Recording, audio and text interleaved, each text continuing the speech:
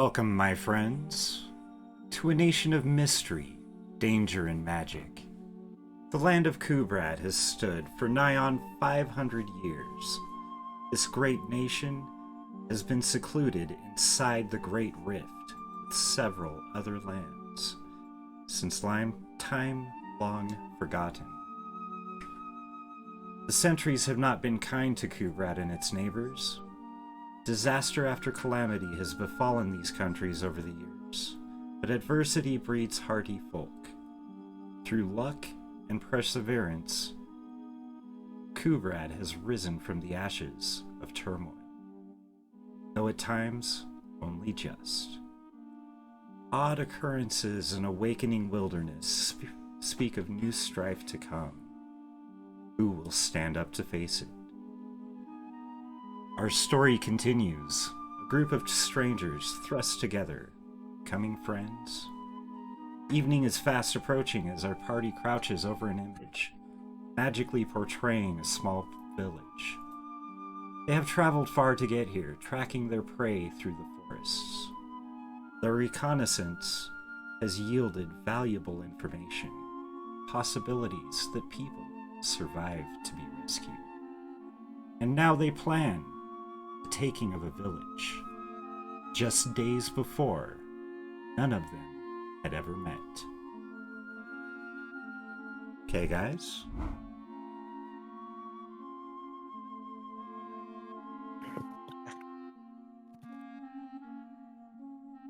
You have a village in front of you. Get you there on roll 20 real quick.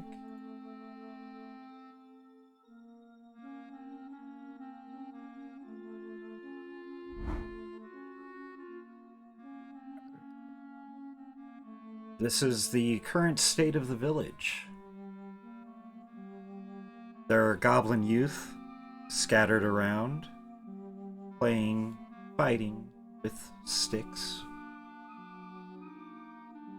More than a dozen armed goblins watch over them and each other. You guys are approaching from the south. During this planning, you can choose however you want. It's nearing sunset right now. You can either, get things prepared quickly, go in and start fighting. You can be sneaky, wait till nightfall, and maybe some of the goblins will be going to sleep. It's your choice. You could also wait till morning. Make sure you're fully rested. Which one of these huts had the quote-unquote prison? The one in the center on the rock. Yep.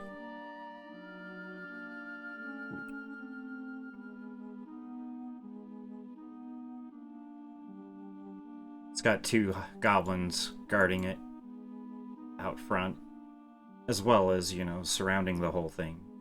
How high is the rock up? The rock, you could easily scale it. It's only about 4 or 5 feet tall. Just definitely thick enough that prisoners couldn't claw their way through.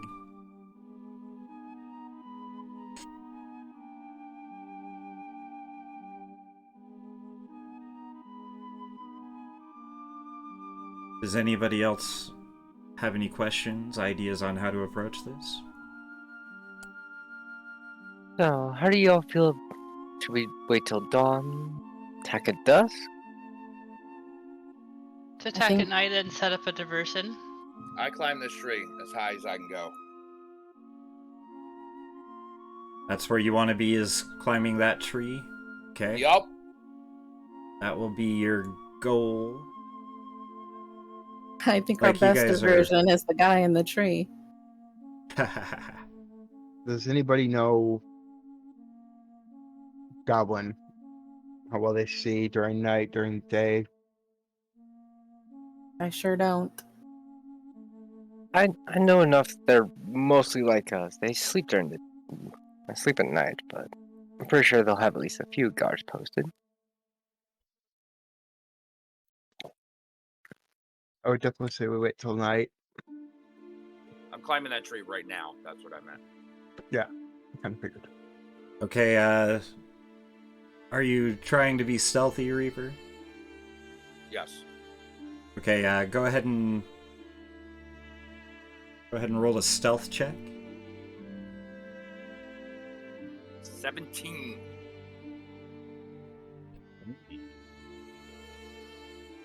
One second. My resources are scattered afar.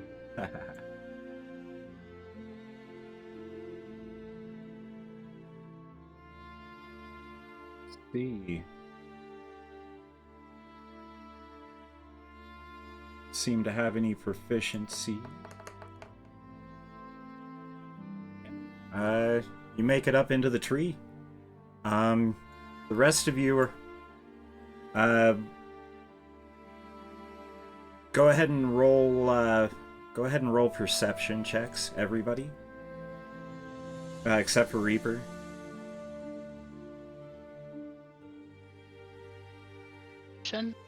Like Yep. passive or Just perception. okay. Okay, Don't worry about mine. I don't see anything. Teg, you noticed Reaper sneaking away. Do you say anything? Yeah, I wasn't sneaking from the party. No, was being I know. Yeah. I know, but like you weren't really saying anything to the party. You kind of just walked away while they're in the middle He of the said he's gonna plan. go climb that tree. Yeah, I literally said out Oh, loud. he I'm gonna did go that, oh, climb yeah. that Oh, tree. okay. Then you all know he's up in that tree. You guys are.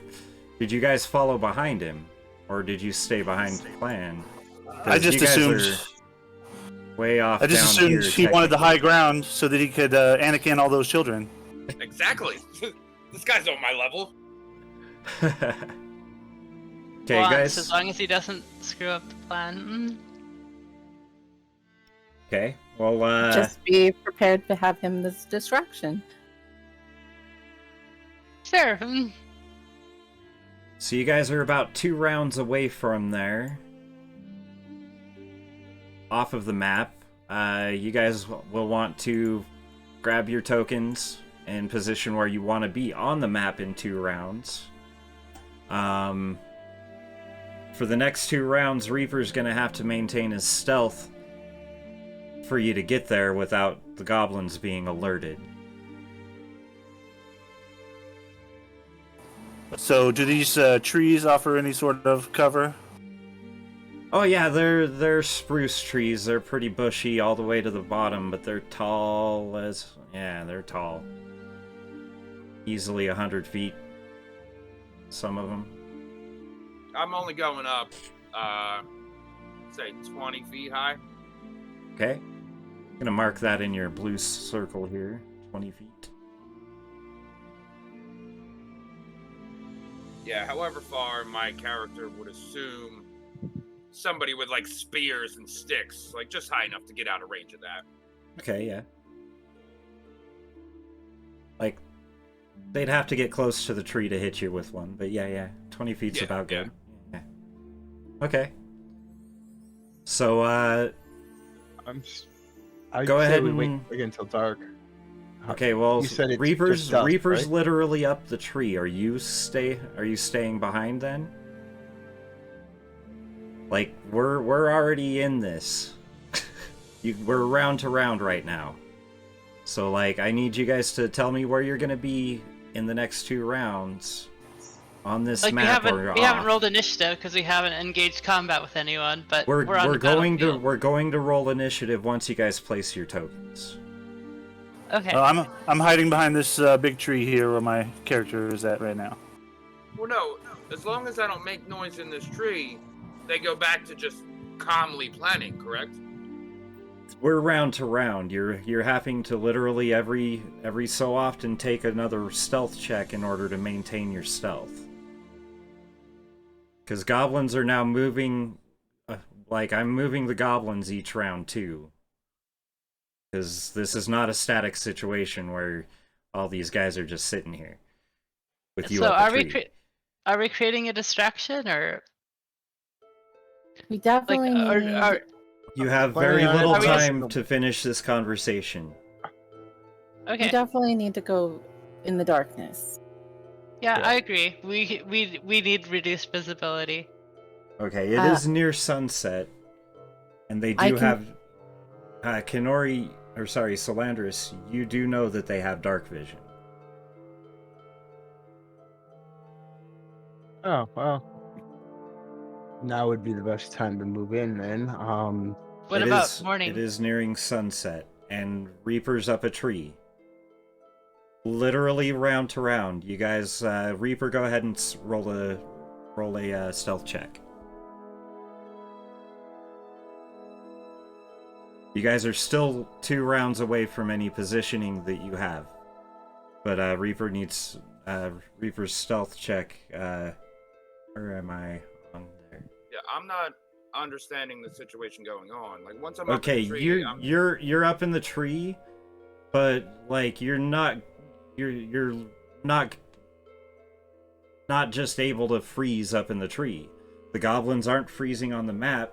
Once you got up into that tree, you started the combat on rounds. So every round, so every like 20 seconds or so, 10 seconds or so, maybe even less, you have to roll another stealth check. Now this goblin's got to roll against it. He's the only one within range at the moment.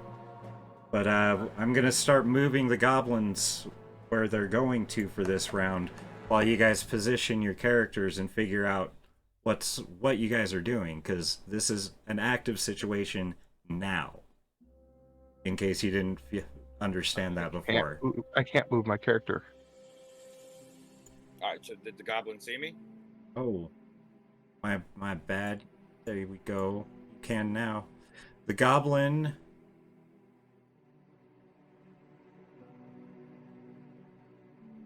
Goblin heard something. Rustling of the branches. It's coming over this way to investigate. It comes. Let's see. Comes over here, the full movement. Now you guys have 2 rounds, and the second round, like stealth checks each round to get to your positions. Oh, Preparation.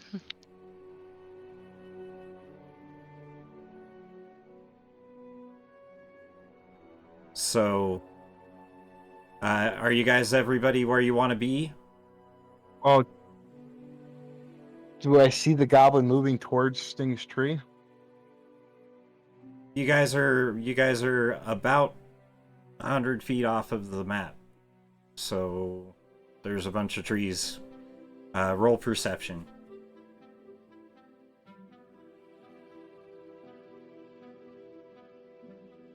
And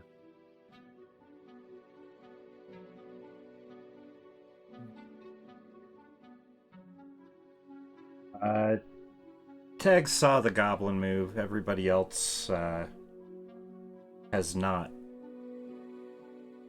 Bunch of blind mother. So, has everybody positioned their token where they want to be at the end of the next 2 rounds? Getting onto the Yes. map.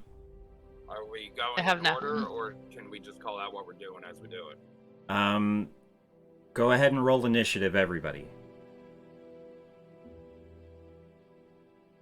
We're gonna start with Tentacle. Well, nope. Everybody's already rolling. Okay. Tentacle's got a 4. El Noah has an 11. Solandris is not on there yet. Jinx is 23. Okay, Solandris is 5. Reaper. Yeah, everybody put your initiatives into Roll20 as well, and Goblin A already has an initiative roll of 6. Such pitiful rolls. Reaper, Buzz, 8. And Ravine is a 6. I already 6. posted it. Okay. Okay. So, Reaper, go ahead and roll a stealth check. I release both hands from the tree and free fall to the ground. Okay. Your initiative is before. Go ahead and roll acrobatics to land safely. I pass that. I drop like a stone. No. In order to land safely without taking any damage, you're 2d6 damage up. Athletics? Okay. Yep, that works. Yeah, you land with a thud. The goblin in front of you very easily sees you. What are you doing? Eldritch Blast. Eldritch Blast. Okay. Yeah, roll your 2 hit. 21, you hit. Go ahead and roll damage on your Eldritch Blast. 11.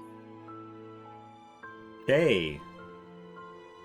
With a sizzle and a thud, the goblin in front of you collapses.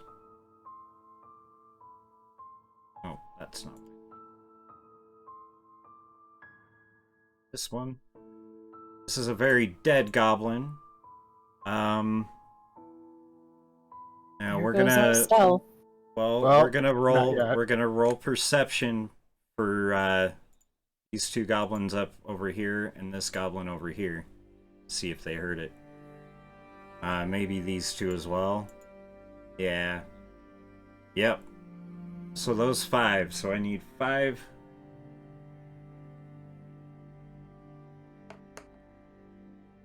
Okay, well, one of them definitely heard and immediately raises an alarm. This guy here turned around, starts screaming something in Goblin.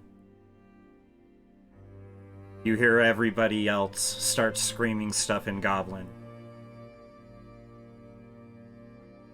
And let me, trash Goblin A here. Let me put all these initiative scores in.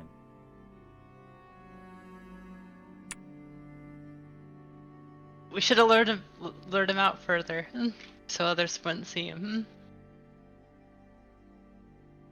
Too late now. Yep. Okay.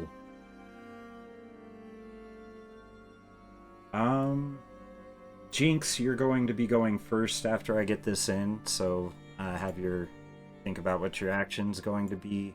Well, no, wait. You guys all still have one whole round before you get to the map.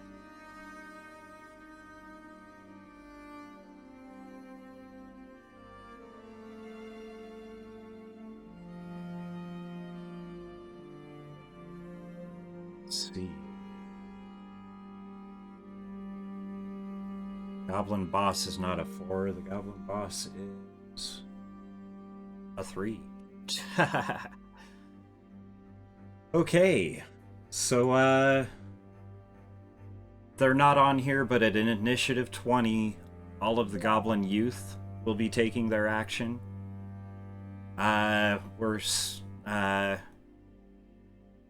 So, Reaper, you have destroyed Mr. Goblin A. You do have movement left in your turn on your initiative. Would you like to take any of that? Yes. Okay. Go ahead and move up to 30 feet. If you pick up your token and then right click, it gives you the yellow arrow that shows you where you're moving to. Whatever color arrow.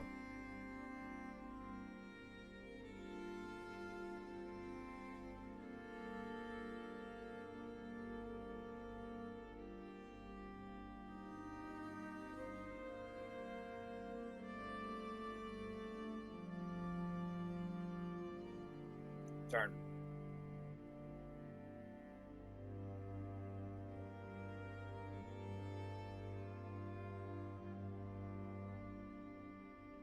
We've got a bunch of goblins that are now alerted. The entire camp has been alerted.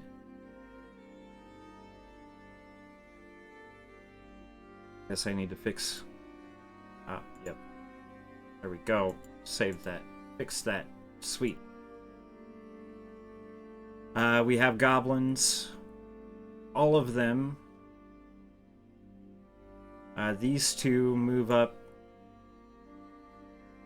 Let's see. 10 feet to join with this one.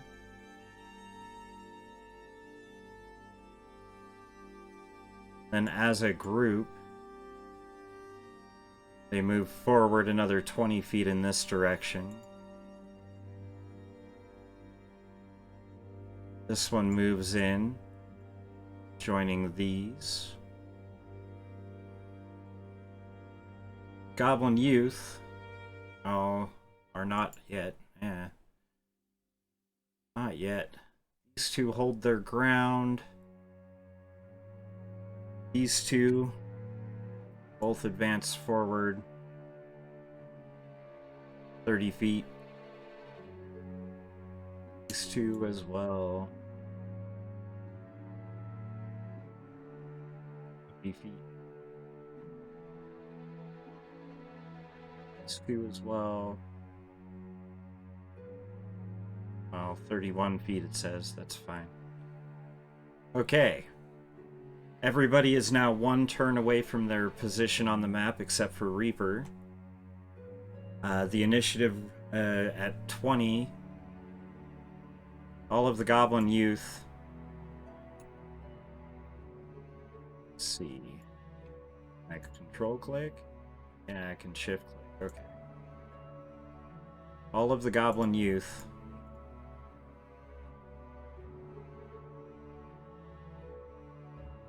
begin running full sprint, so 60 feet due north as best as they can. Looks like that's about where they all can land, not on something crazy. Spending both their action and their movement to move. Reaper, it is your turn. What are you doing?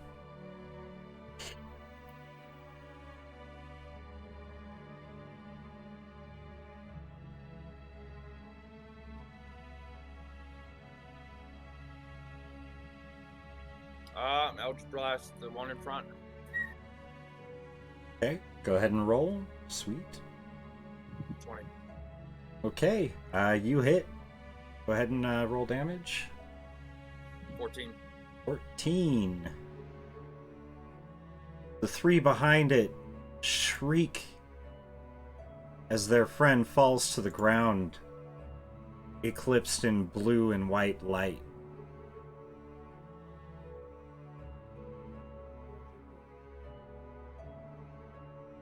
End turn. Okay. This goblin runs up to join this one, hearing the additional blast. They stick together, rushing up to the front of this hut. This goblin is going to roll perception. The DC of 12 to see if he can see you. Does not see you, Reaper. You're lucky. These three, well, yeah.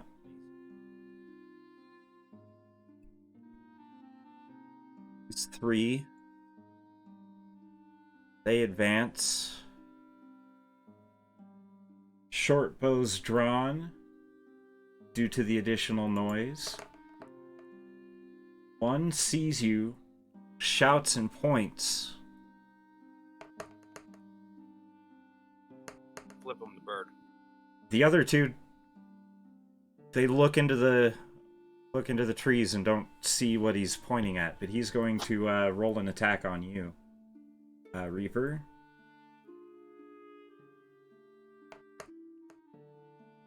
Okay, 13. What is your AC? 14. Your AC is 14. Arrow leaves the short bow flying by past you. Inches from you. As your friends start coming forward around you.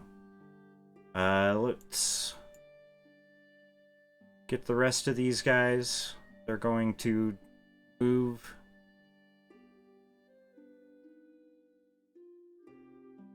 And these two stay there. This one moves up here, because it was a youth it already had. These jump off the rock and at a full sprint. These two jump off at the or jump to a full sprint.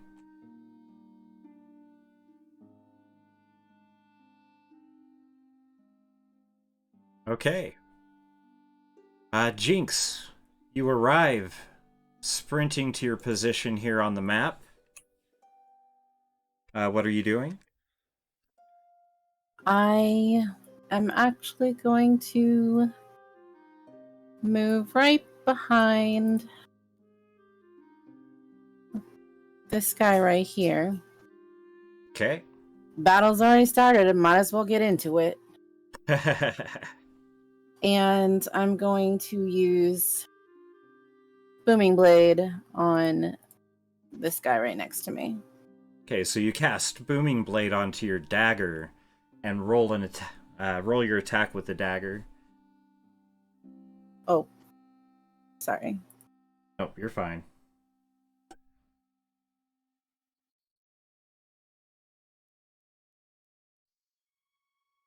Okay. Your dagger starts to hum with the energy of the spell you have cast on it.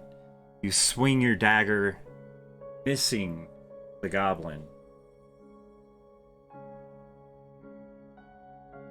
Let me take a look at that spell, because I'm pretty sure that it'll stay on your blade until you actually hit something.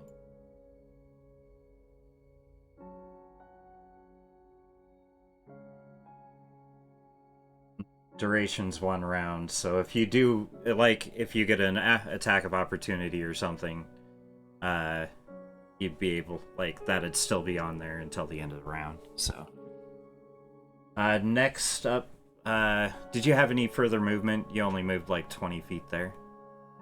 No, I moved 30. Oh, 30. Okay, okay. So then, all of the goblin youth.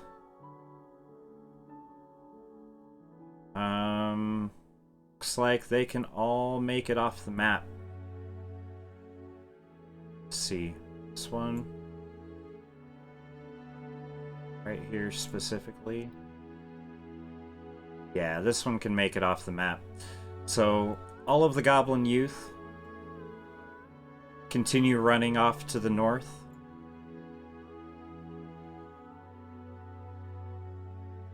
Let's see. Getting them out of the battlefield real quick.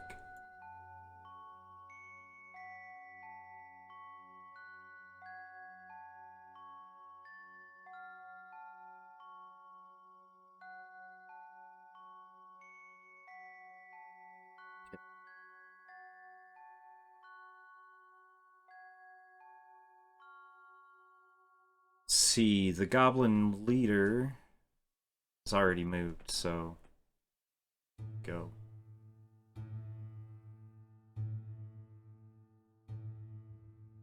See one of the ones I just grabbed? Yeah.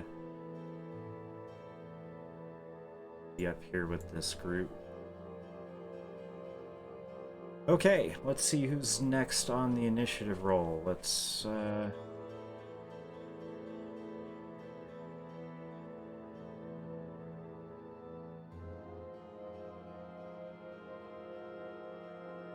Okay, so, after the goblin youth move off the battlefield, Elnoa, you reach your position and are ready to battle. So, is that another goblin next to Goblin G? Yeah, there's 2 goblins next to Jinx here. Okay. Yep, so Goblin H and Goblin G. Is it more dangerous to fire into melee since Jinx is there? If you're targeting H, I'm gonna say, unless you roll a 1, there's pretty much 0 chance you're a skilled archer. Okay. So I'll attack Goblin G first, and I Okay. have a trait for Horde Breaker that like once a turn, when I make a weapon attack, I can attack another. I can attack with the same weapon against a different creature within 5 feet. Oh, cool. So you So- can shoot 1 at Goblin G and 1 at Goblin H. Nice. Right, and like the second one isn't depending on the first one hitting. It looks like so. Okay. Go ahead and roll your attack for the So first longbow for Goblin G. to hit. It's a 24. That definitely hits.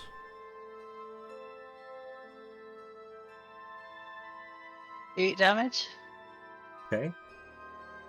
Goblin G is now very dead. Beat it off the list there. Mark it dead. So with a flash, Jinx, an arrow comes over your shoulder, whizzing past your ear, and it penetrates directly into the center of Goblin G's chest, dropping it to the ground in front of you. Go ahead and roll your second attack, Ilnoa. 26. Okay, 26 definitely hits your target, Goblin H. 10 damage. 10 damage. Goblin H falls to the ground as well. Let's delete Goblin H off of the chart here. Goblin I. Did we ever get Goblin I? Let's get Goblin I off of the chart. Okay. So next, Reaper. Having seen your friends arrive around you, you feel a little relieved. The entire village was just charging after you, specifically alone. I wasn't worried. I'm attacking Goblin K, this one. Goblin K. Okay. Go ahead and roll your attack. Eldritch Blast with a 26. Nat 20. Your Eldritch Blast hits with dead-eye accuracy directly in this goblin's face. Go ahead and roll your damage. 18. 18 damage. Literally, this goblin's head disintegrates under the energy. Under the energy of this blast. And roar very the loudly. body falls underneath. And yeah, this is another... Goblin K is now dead. GG's. End turn. Okay. No movement from Reaper. You have Goblin F is next on the initiative. Goblin F moves up 30 feet, seeing Jinx here on the path, takes aim with his short bow. Let's see.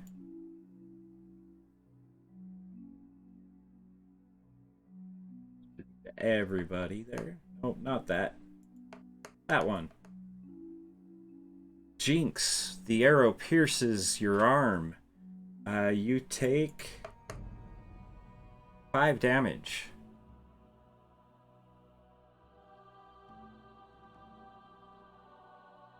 The goblin ends his turn there, having taken his movement in action.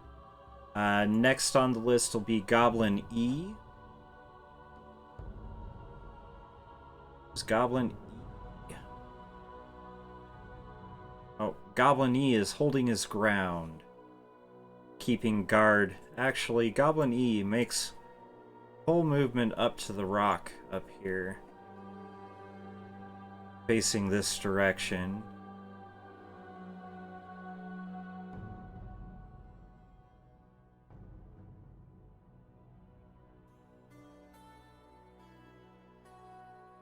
Chooses not to attack. Goblin D is next. Takes his full movement and his action to move there. It'll let me. Oh, I gotta grab it.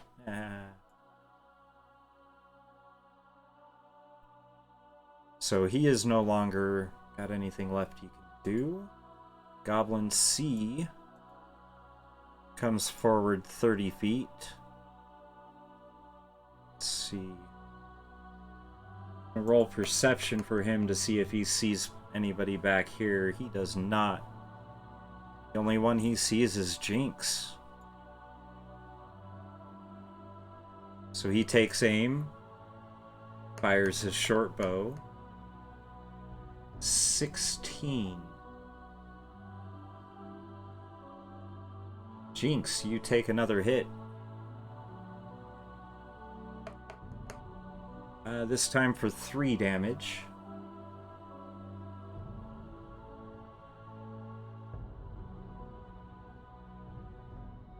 Why is Salandris rolling Dragon's Breath damage? Mythic. Sorry. Okay, so...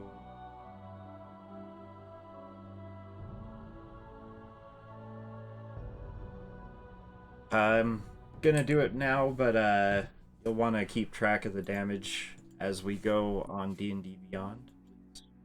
I'm putting it in my little circle first, and then. Okay, I've already got it on your character sheet, so you're good. Okay. Yep. Sweet. Okay, let's see. So Goblin B is Goblin B.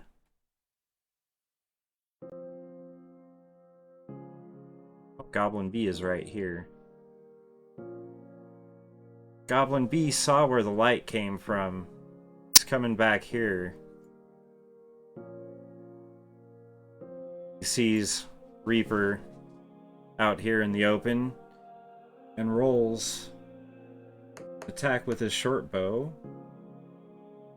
Rolls a 17, hitting Reaper. That'll be 7 damage as the arrow tears through your arm. Everybody gets hit in the arm today. Medic. Okay, next on the list we have Ravinia. What are you doing? How are Swear off to Sting look? Yeah, he's Him and doesn't- Jinx too. Yeah, Jinx definitely looks like she's taken a few hits. You saw her take a couple of hits, and she's. All right. I got a few She's- arrows in me. She's as good as dead. Just leave her.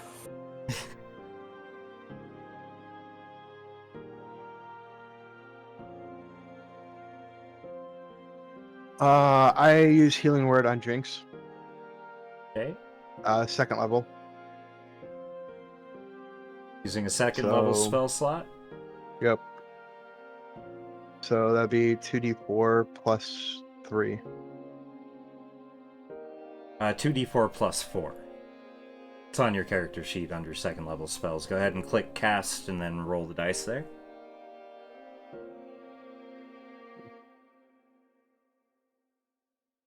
Yes, there you go. So 10 health to her. Okay. So Jinx, go ahead and heal 10 health. I'm fully healed again. So what is your healing word? Yeah, what is your healing word? Babushka! Jinx, Babushka! You don't know her name, so you just say Babushka, and suddenly her wounds glow with a kind of a red-white light and close. The arrows falling to the ground. Okay. Next up, That's we a- have That's still me. Yeah, I That's was only a about to bonus say action. that is only a bonus action. You've got an action and a movement left. All right.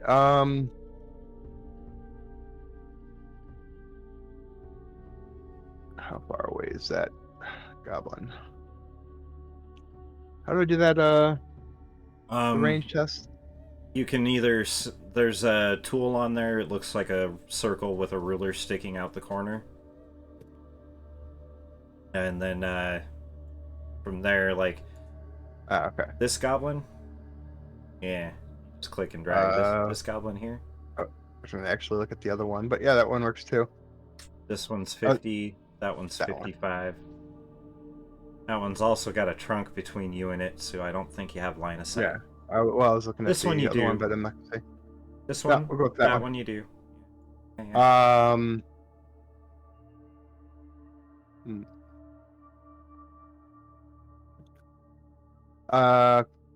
Light crossbow. Okay. Attack. 13. Okay, you miss the goblin. Just not by much. Not by much. Damn. Okay, next we have goblin and Well, I'm gonna move. Oh, you're gonna move? Go. Oh, Yeah. And we still have Solandris. I'm getting ahead of myself. Here. Move. There. It's fixed. Okay. You have moved. Ending your turn. Yep. Solandris. What are you doing?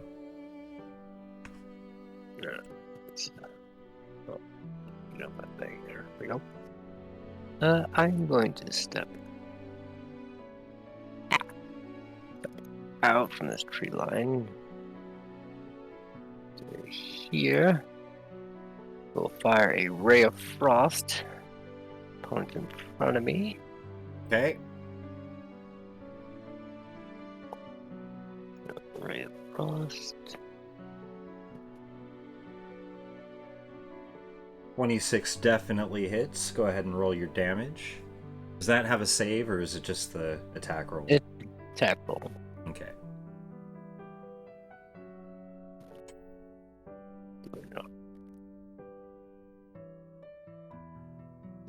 Sweet. 11 damage. This goblin shatters after your ray of frost completely freezes it solid. So, yep, this one. Okay. Oh, I'm not on select. I'm on. Yeah. Okay. This one is dead. So, Goblin B is out of the list up here. Okay, you had a little movement left. Did you want to use it? Bonus action? Yes. It's done real quick. Alrighty. So, as I continue forward, basically shoving this goblin out of my way as I basically invaded space, I'm going to take out my orb, begin forming magical words, and as I pull from my orb a small bead of cold energy and thrust it into my mouth. As I will cast Dragon's Breath. Cold. Okay, so, look at your stuff. Dragon's Breath is a bonus action. Okay.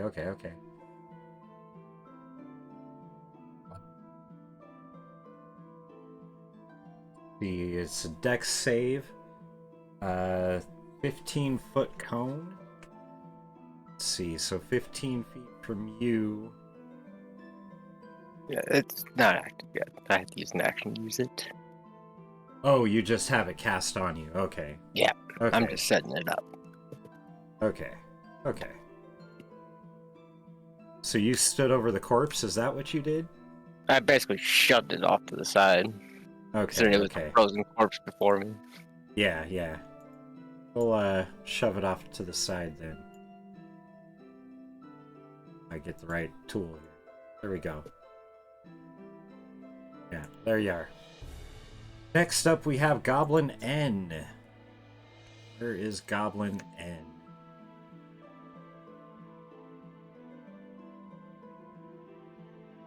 Goblin N is right here. Still kind of faced the wrong way. He's he and his group here. Let's see. Actually, no.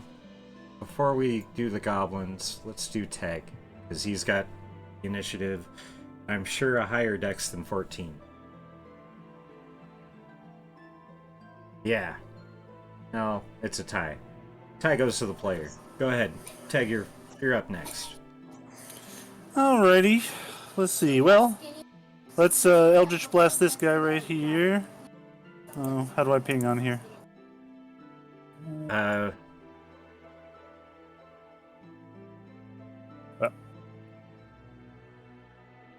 This guy I can see. This guy you can see up here. This guy, yeah. Goblin F? Yeah. Or Goblin J? F. F. Up on the path. Yes, and we'll do an Eldritch Blast to him. Okay. So let's do that. Yeah, there we go. 25. You hit. Go ahead and roll damage. That would be 13 damage. Your purple orb of energy streaks forth as you call out your Eldritch Blast, and it obliterates this goblin. Poor little goblins. Let's Okay. see here. Did you want to move? Any bonus actions? That's what I'm debating here. No, we'll end it right there. I'm good. Okay, sweet. So, goblins NOP and the goblin boss rush up to Goblin M and then hold their ground. Looks like Goblin J is also on our moving list, and L. Goblin L rushes up here next to Goblin J and takes aim at Solandris.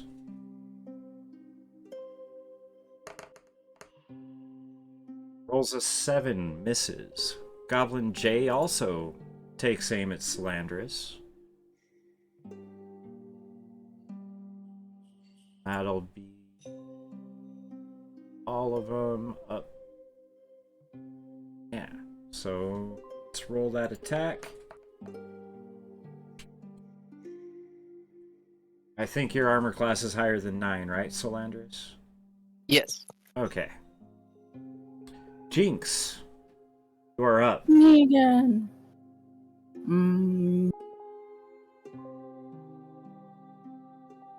I am going to move out of the line of sight of everybody, because that was not a smart move. Let's see. You can be our beacon of hope. Our That's good. beacon of stabbing. Let's go over here to this part of the tree. Okay. So that at least only a few goblins can see me. And then I'm going to use my short bow on whichever goblin is next to Goblin K. I don't know which one. So that we got C right here. Oh, C. I didn't even see him. I'll use it on C. Okay. Sweet. Go ahead and roll your attack.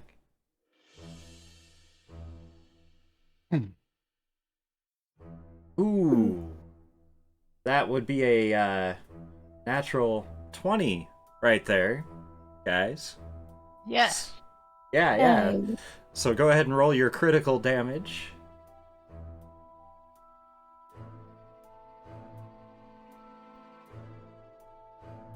Yeah. Ooh. That would be a very dead goblin seed. A very dead goblin seed. Your arrow piercing directly through its eye and out the back of its skull as it crumples to the ground. Okay. Before Alona's turn, Noah. or sorry, Noah. El Noah, thank you for correcting me. We have some new arrivals to the combat.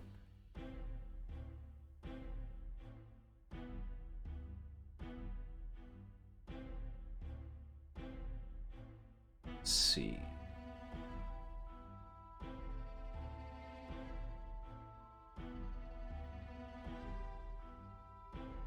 Coming in from the edge of the map over here,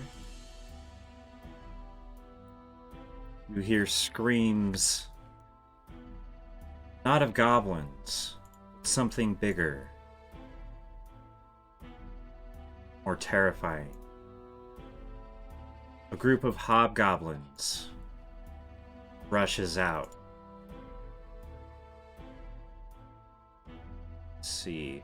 All facing the right way and on squares.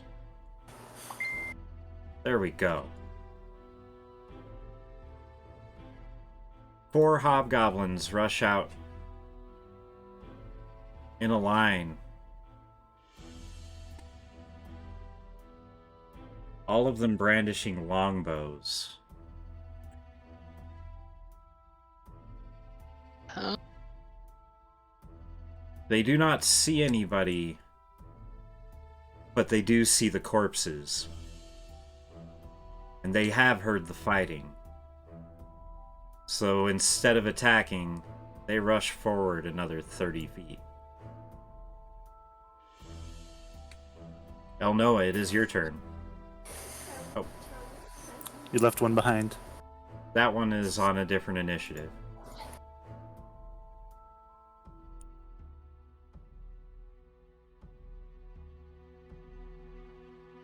So I guess from where I'm at, like I would be firing at a disadvantage to go through the trees.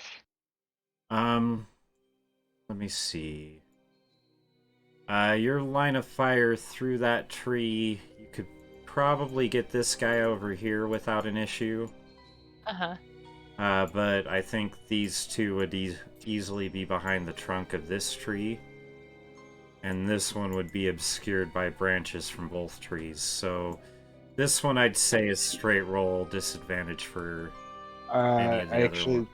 Yeah. wouldn't it be a normal Uh-huh. attack because you'd have advantage because it has no idea that you're where you're at. See, I can move here. I think I have a 30-foot move. Yeah, you have Yeah, 30 foot 30-foot move, yeah. walking speed. So,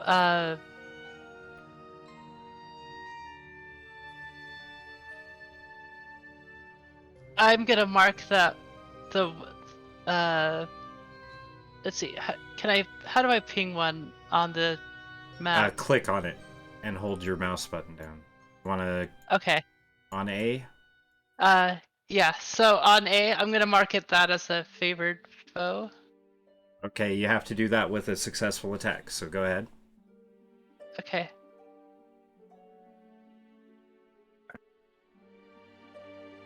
Let's see. So am I firing with advantage or It would normal? probably just a disadvantage and advantage. would cancel you're each other not you're out. not necessarily hidden. You're Okay. just I'll just roll flat. yeah. He just like he saw you move Yeah, up. 17. So. 17. You hit the palled rune on its shoulder, it doesn't look to have done any damage. The arrow bounces off. Okay. I'll do a second attack on the one next to him. On B, okay. Yeah.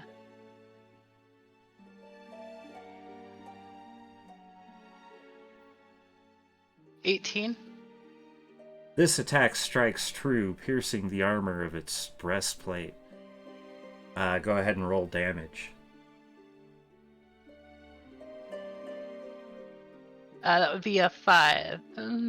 Okay. Is taken. Wait, did I use favored foe?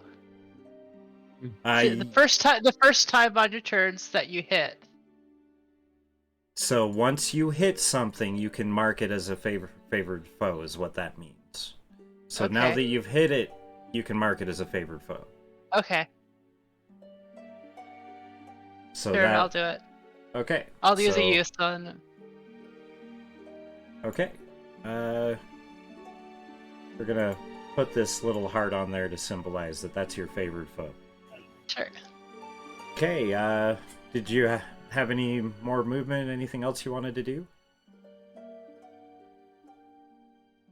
Sorting this. Yeah. Yeah. It's like hide would be a full action, so Yeah. yeah, I'm done. Okay. Reaper. You've seen these hobgoblins charge onto the battlefield. You see there's still... You have a good line of sight down both ends of these trails. You can see all the other goblins that are approaching. What do you do?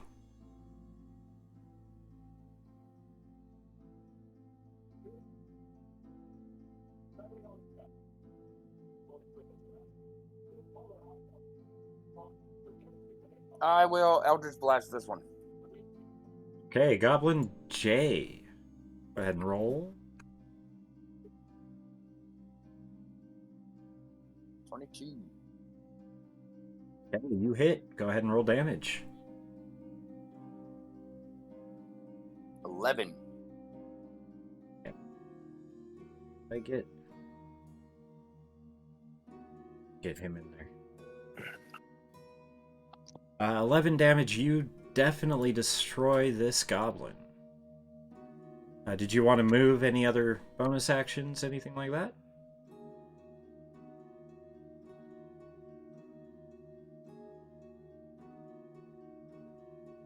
End turn. Okay, you move and end your turn. Let's see. Goblin Captain. Sorry, I want to get this last one in here real quick. Buddy's in the initiative order.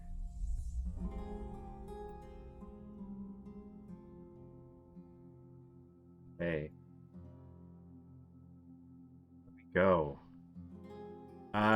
Ravinia, I'm sorry. It is your turn.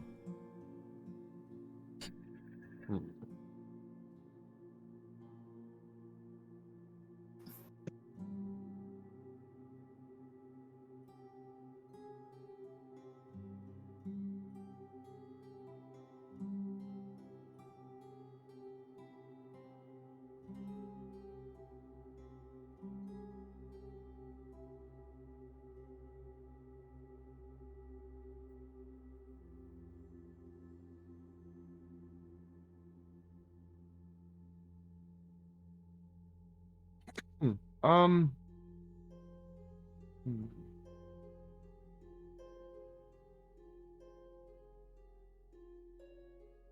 I'm gonna do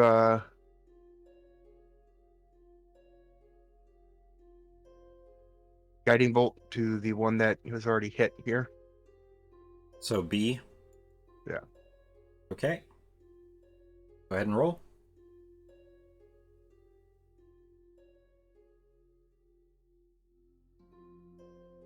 Never mind. Your guiding bolt swings wide, hitting the top of this this hut over here. Kind of singes it a bit, but the hut does not catch. It is just divine energy. It's not like it has excessive heat or anything. Did you have any movement or bonus actions?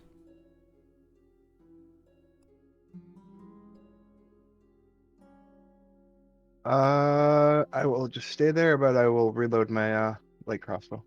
Sounds good. That's it. Okay, we have Goblin C is already dead, so we can... Goblin D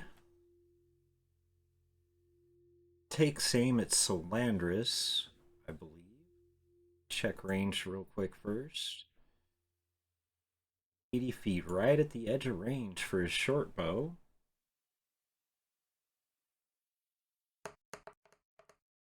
Rolls an 18 for 22. Solandris. Yeah, that's a hit. That's a hit. Wait. So 22 is total roll? Okay. Yeah. So it is... I don't think shield's going to be enough, even if you used it as a reaction. Nope, not right now. Okay. You take a hit. 4 hit points of damage. 4.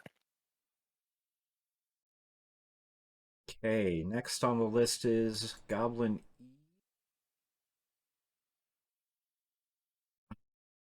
Moves up to there on the rock.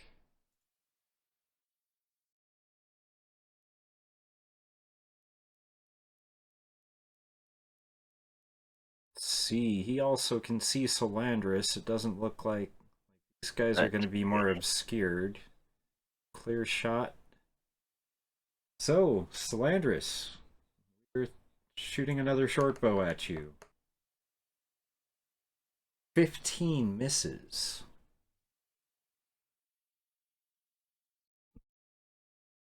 Goblin F. It's Goblin F. Goblin F is dead. Ah. That means, Solandris, you are up. You have just taken an arrow. Maybe to the knee. Which did force me to lose concentration on my spell. Oh, you roll... Did you roll the... Oh, you didn't? Okay, so your spell has no longer got concentration. You no longer have a dragon's breath. So we'll have a different move. Okay.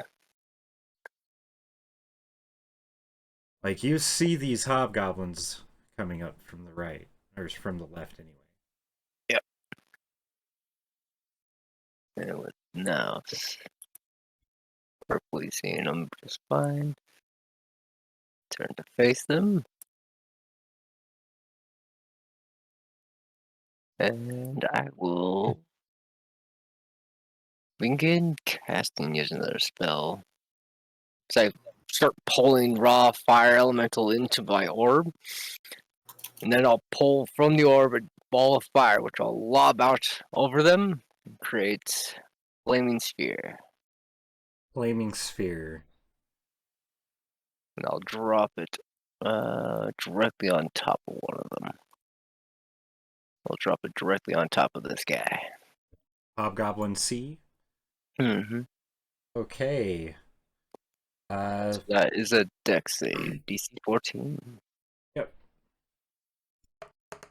Okay, the hobgoblin does not make the save. And, 2 with it... Oh, wait, that was the captain. Sorry. Let me roll it on the right stat. He still doesn't make the save. The 2 next to him also do not make saves. So they will each 5 points of fire. 5 points of fire each. Okay. And So I will that use makes my that 10, 5, and 5. Okay. and we will Enter the Blade Song. That's a bonus action.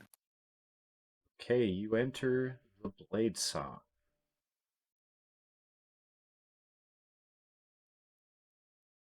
Where is that on your thing here? It's in my bonus actions. Bonus actions. Okay. I see. Okay, so you get a +4 bonus to your AC. Walking speed increases by 10 feet. So you still have movement. Wanted to move.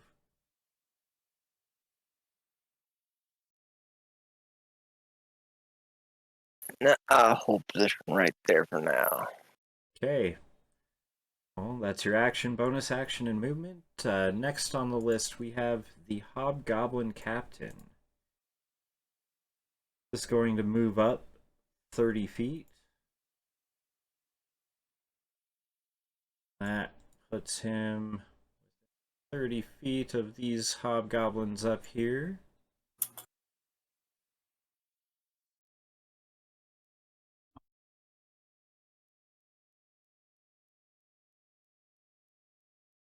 Pulls a javelin off of his back and hurls it at Salandris.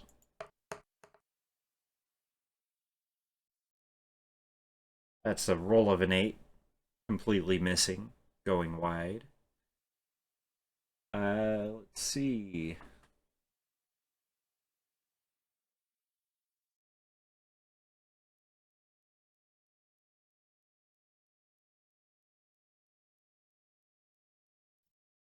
Okay. Next we have Goblin O on the list. Hobgoblin Captain remains where he's at. Goblin O runs forward 30 feet. You can now see Elnoa at the side of the tree right here. Roll an attack.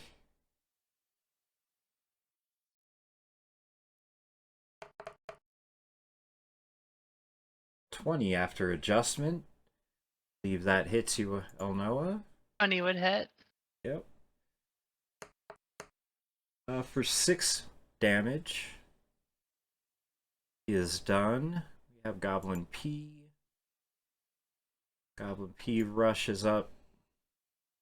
I don't know why they're staring backwards. He takes aim at Jinx. His bow. 16. That will hit. So Jinx, you will take another 4 damage. Had been healed for 10 and 4. Okay. Let's see. Too many goblins, guys. Way too many goblins. But hey, it's a fun fight, right? You guys get to do stuff. Goblin J is dead. Let's get him out of the list. Goblin L rushes up to Salandris, dropping its short bow and swinging its scimitar for 6. Misses. Goblin M rushes forward 30 feet. Going to take aim at Elnoa. 16. That actually hits. Yeah. Just barely. That'll be another 6 hit points of damage. And we have Goblin N. Also rushes forward. Take aim at Jinx this time. And misses with its arrow. Pegasus, you are up. What? I get turns now? Yeah, it's your turn now. Alright, well, let's do Eldritch Blast this guy right here. Nice. And then let's see. Boo. Boo. Ooh, yeah, Mm. that doesn't hit him. And then let's follow that up with a tentacle summoning. Okay. Let's see here. Let's put him nearby. We'll put him right in between these two guys here. The tentacle springs forth from a purple cloud of spectral etherealness. And we're going to try it on the same guy here. Give him a smack. Okay. Yeah, there we go. Tentacle certainly hits.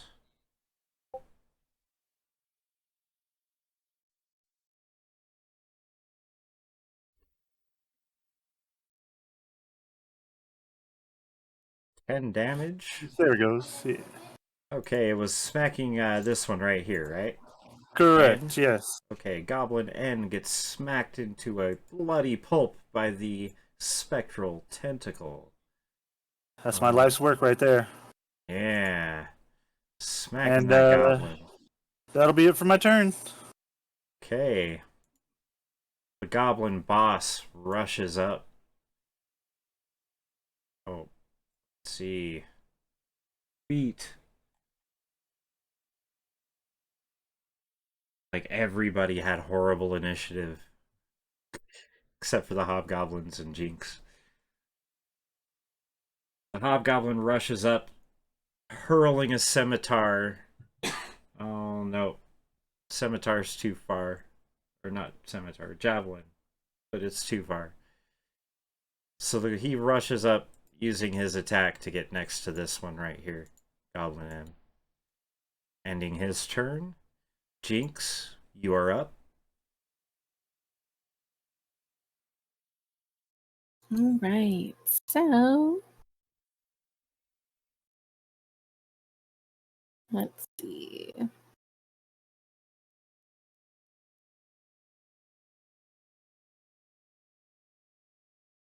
I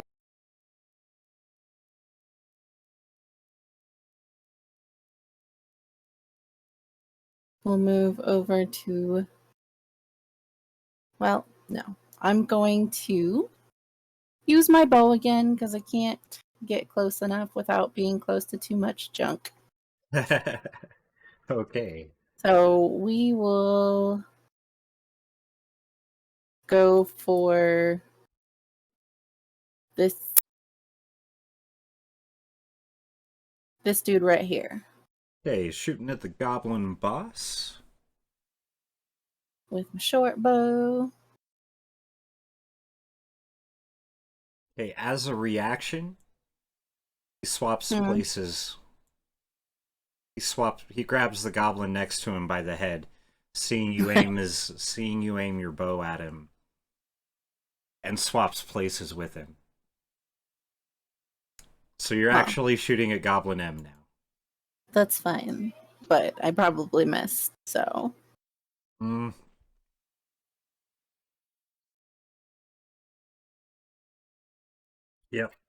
Yep, the 9 definitely misses. But, you know, he wasted his reaction for the round. Yeah. Okay, next on the initiative we have Hobgoblin D. Rushes up to Salandris.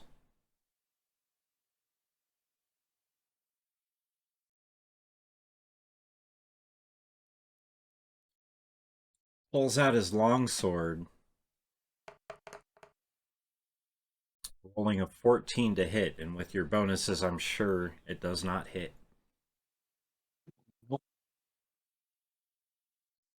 Hobgoblin C is next. He's going to rush forward as well.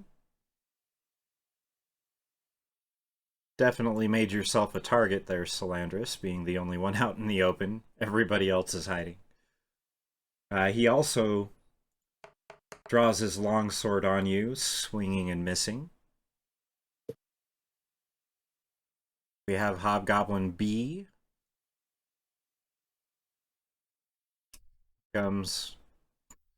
Gets right up here with you as well. He is now rolling with advantage because he is flanking.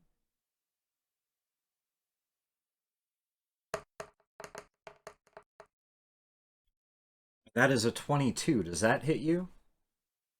We'll cast shield. No, it doesn't. As a reaction, you cast shield, bringing your armor class up high enough to miss. Okay. Then we have Hobgoblin A.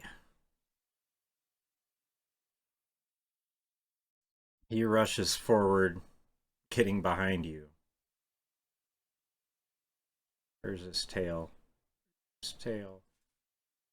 Oh well. He's facing you. There we go. There's his tail. He's facing you, and he swings as well, also flanking, so also rolling with advantage. That's a 21. Yeah. Your shield still deflects, so good thing that lasts till the end of the round. Elnoa, you are up next. Reaper, you're on deck.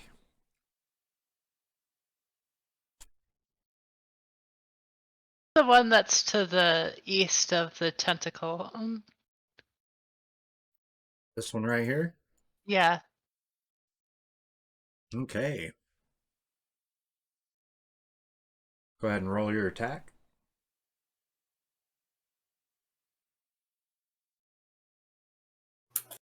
Wait, what? So what is that one? Oh, this one? I was. Yes, I was Oh. asking what that one is. Oh, this was the big one that grabbed the other one and swapped places. Okay. And Jinx shot at it.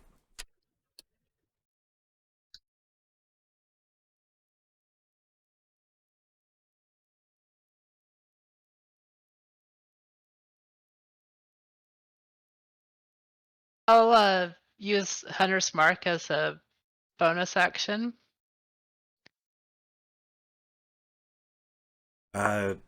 Your Hunter's Mark, you have to hit. Oh, you're using it as a bonus action on the goblin you've already hobgoblin you've already marked. Right. Like I choose a creature I can see within range and mark it as a query until the spell ends. I deal extra damage, an extra 1d6 damage when Oh. I hit it with a weapon attack. Okay, go ahead and fire at it then. It's this one over here by Salandris. So you'll have to move because the trunk's between you and it. No, not my favorite foe. I'm talking about that one next to the tentacle. Like I'm using the Hunter's Mark on this one. Hunter's Mark is different from. Okay. Yeah. Okay.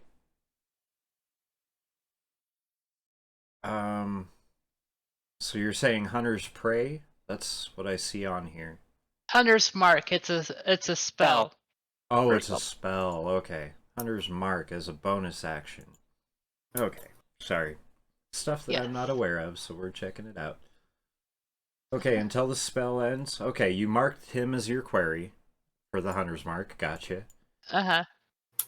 And So- it's concentration up to an hour. Okay, so for the next hour, he is marked as your Hunter's Mark. We're gonna put I may have skull to and run crossbones on him. I may have to remember to do concentration at some point, but Well, I'm putting a mark on your character so we know. We're Okay. putting that little red dot on there says you have a concentration spell up. okay. Okay, and that's as your bonus action. So you still have an action and movement. What would you like to do? Yeah. So I'll attack. I'll attack with the longbow. Okay, go ahead and roll your attack. 15. Oh, that does not hit. Oh, yeah. Okay. I'll attack the one next to it with the for my horde breaker thing. This one right here. Okay, go ahead. Yep. Ouch. 13. 13 misses the goblin. Okay. Okay. And Any movement? I'm gonna move deeper in the trees so they can't see me as well. Okay, putting Jinx between you and them. Sure.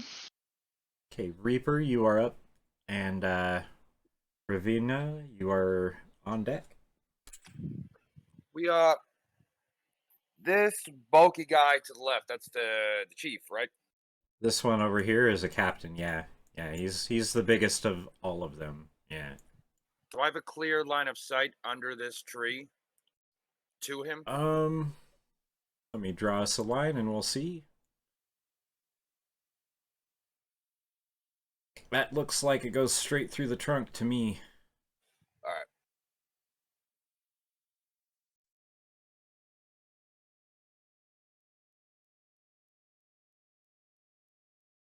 Now you should be able to see him.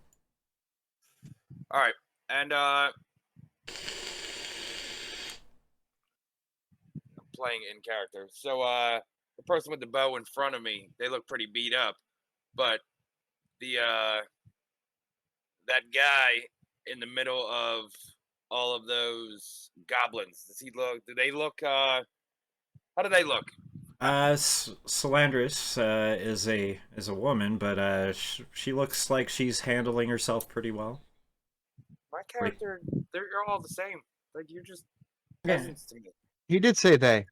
yeah, they. Okay. Well, I'll bonus action healing light the person Flanders? in the goblin orgy up there for 2d6. Do I roll it or do they roll it? you roll it. You roll. It'll be in your spells or in your actions somewhere. Nope. 4d6. Nah, it's I have Oh, 4d6. you have pool. 4d6 pool. I see. Yeah, I see. I'm using 2 of them. Okay. So yeah, just down in the corner, there's the die. You can just roll 2d6. Like, click on the d6, and it'll give you 2. Or I can do it. I guess you already did. Or I did for you. Yeah. Go with the 8. It was higher. Go with the 8. It doesn't All right. matter. Salandris. 8 hit points. Yeah.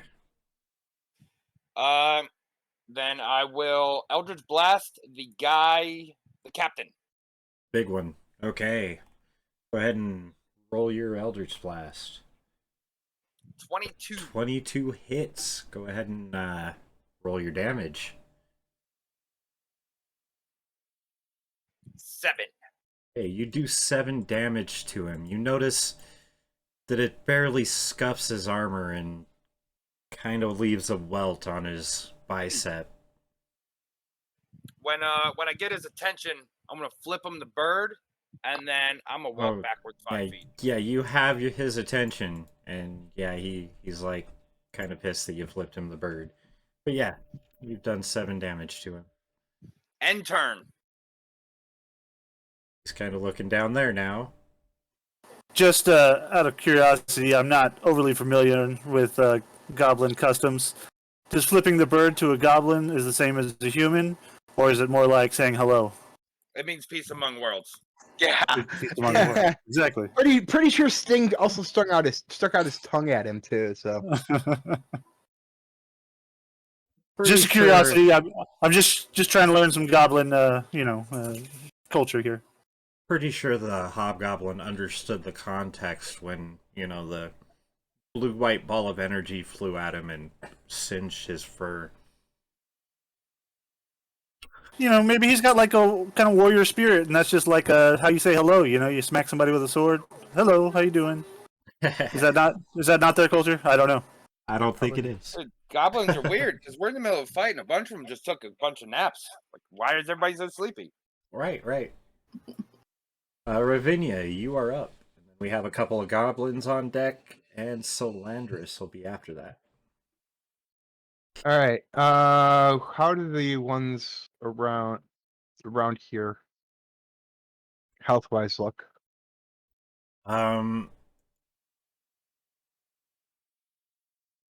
like 3 of them have been. No, wait. 3 of them have been burnt a little bit. This one should be burnt a little bit. This one here. This one here doesn't look like he's taken any hits at all. Well, this one. This one looks a little bit burnt. Okay. Toll the Dying. You're Save. gonna toll the dying on him. Yep. Okay. It's a wisdom saving throw. Dying. Toll the dead, you mean. Okay. Toll the Dead, yeah. Point at one creature you see within range, and the sound of a dolorous bell fills the air around it for a second. Must do a wisdom saving throw. It does not succeed. Go ahead and roll your damage. Since it's damaged, it will now take necrotic damage of 1d12. Yep, I see that.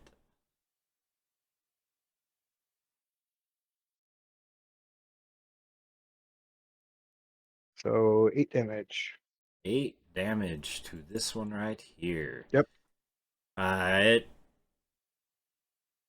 Its burns start festering and boiling black.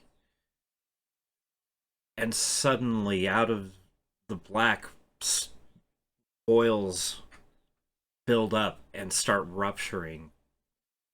Black ooze coming forth. Yes, the hobgoblin then screams in agony and falls to the ground. It's dead. Alright.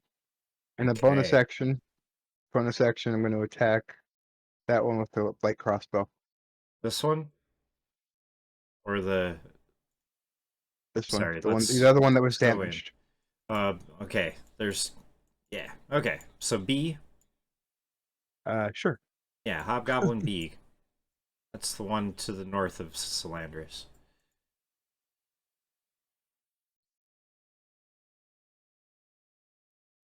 $15. 15. Your bolt deflects off of its armor. Doesn't seem to have done anything. Alright. Okay, is that your turn? No movements?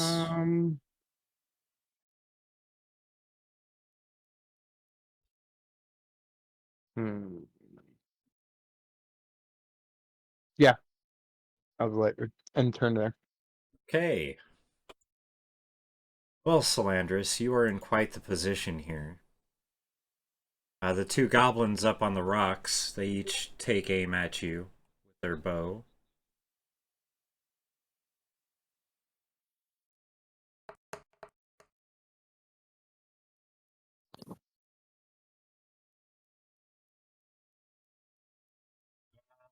"13 does not hit. And Goblin D. 6 does not hit. They scream, raging. The goblin boss over here yells to them something unintelligible. None of you know Goblin. Salandris, you are up. So, first off, bonus action, I'm going to take that flaming spear I've got sitting over here Yeah. and ram it into this one to have it end up occupying that space. Okay. Now you are 5 feet from that. This can affect you. Yep. Okay. Well, you slam it into your sphere. You roll your dexterity save as well as these guys. Or this one. This one it rolls a 14 on its dex. Roll a 10.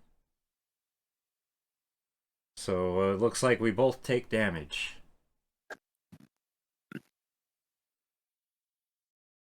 Where am I? Flaming spears, you. So those that failed will take 5. So Those you that take passed, 5, 3. and the undamaged one takes 5. And the orb is now on this spot with it. What about this? Oh, Oh, yeah, he's within 5 feet too. He'll let me roll his dex save. He rolls a 15. What's the save on it again? 14, so he'll take half. He'll take half, so he takes 2. Half rounded down.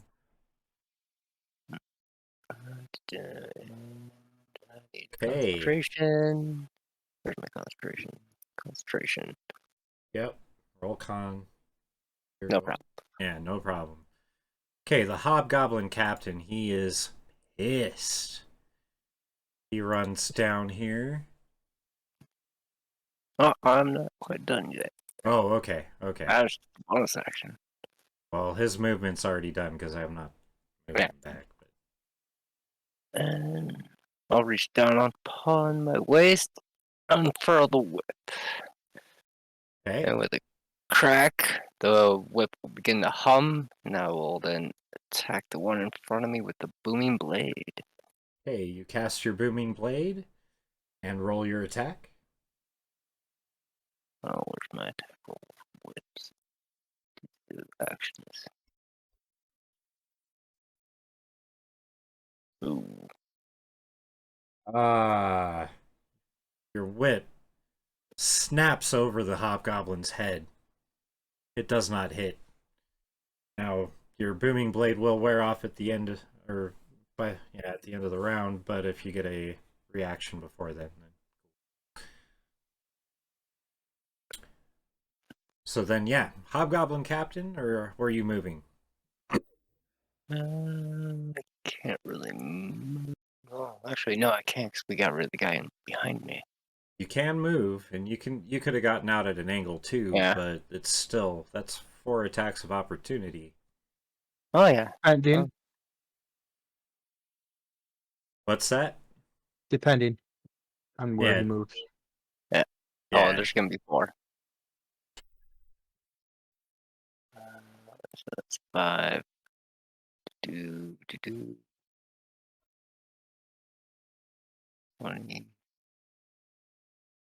Come on. And there's okay. We're going to move out there. Okay. All those attacks of opportunity. Yep. So we have a goblin. We're going to do him first. He swings his scimitar at you with a 23 to hit. Shield? Isn't shield only 2? No, I'm casting shield. That's a 5. That'll put me It's at 5. 25. Oh, it puts you at 25. Okay. I'm seeing. Okay, so yeah. Use your reaction to cast shield. And the goblin's attack is deflected upon your magical force appearing. And we have 3 hobgoblins also taking attacks of opportunity with long swords. First one rolls an 8, missing. Second rolls a 14, also missing. And the third rolls a natural 20, automatically hitting regardless of the fact that it's a 23. Mm-hmm. Okay. So, we're going to roll this with critical damage. Come on, let me roll it. Critical damage, there we go. That'll be 15 damage to you, Salandris. 15. Now, you were healed before, but you took 5 from your Delio, so Yep. yeah. Okay. Concentration. Yeah, roll a concentration, and you No make problem. it. Yep, you make it. Okay. So now, Salandris is bonus actioned and moved, and taken all those swings. The Hobgoblin Captain rushes forward to where he is now on the map.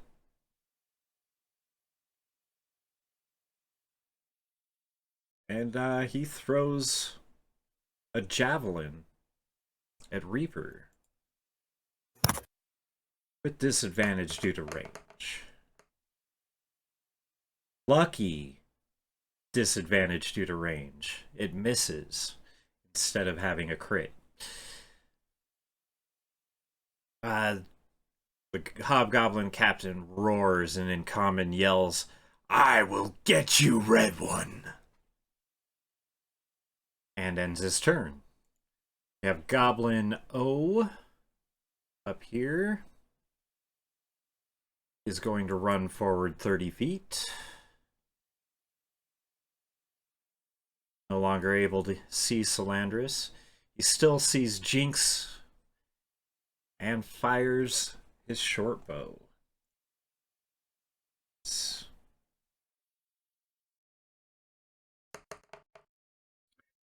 Rolls a 22, hitting Jinx for 7 hit points of damage.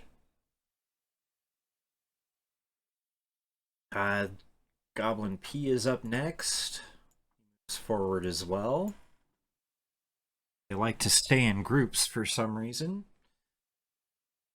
The way you ran, does the tendril get an attack of opportunity?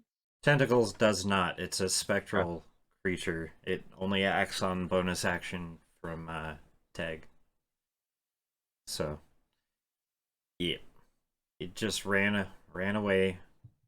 Tentacle just kind of glowing there, kind of see through and stuff. Goblin P is rolling on Jinx and misses with a roll of a 12. Goblin M runs forward as well and now sees Alona in the trees. Rolls a short bow attack for 16. That will hit.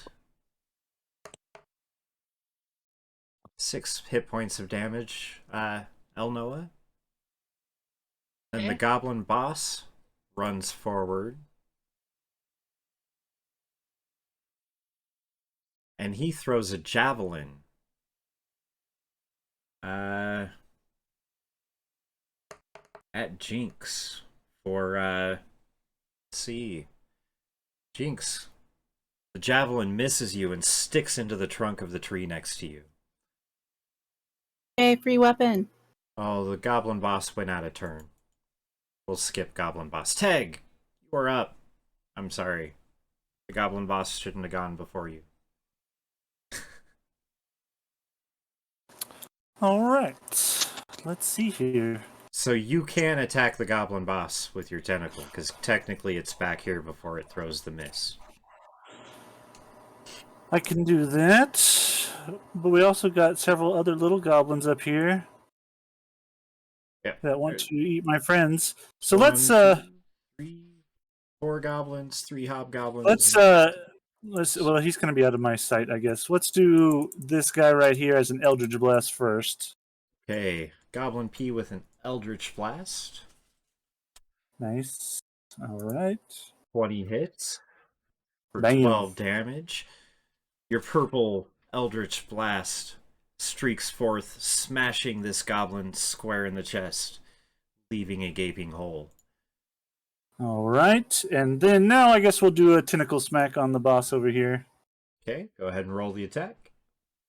That probably misses. Yeah, the boss kind of sidesteps on its way up to throw a javelin at Jinx. He just got some tentacle slime, and that's about it. Yep. Okay, the goblin boss has already done his stuff, so Jinx, you are up. You have 3 of them near you. I'm gonna go ahead and go behind this goblin. And then I'm going to dual wield my daggers with sneak attack. Can I sneak attack now that I'm behind him, right? No, you have to be hidden. Can I go hidden now? Yeah, not really. I mean, if you were hiding in shadows and snuck up to him with stealth and stabbed him in the back, that's how that works. Or range shots from from hidden spots, but you just ran past him. He kind of knows where you're at. Okay. Kinda Then turned around with you. I'm going to use my 2 daggers anyway. Oh, yep.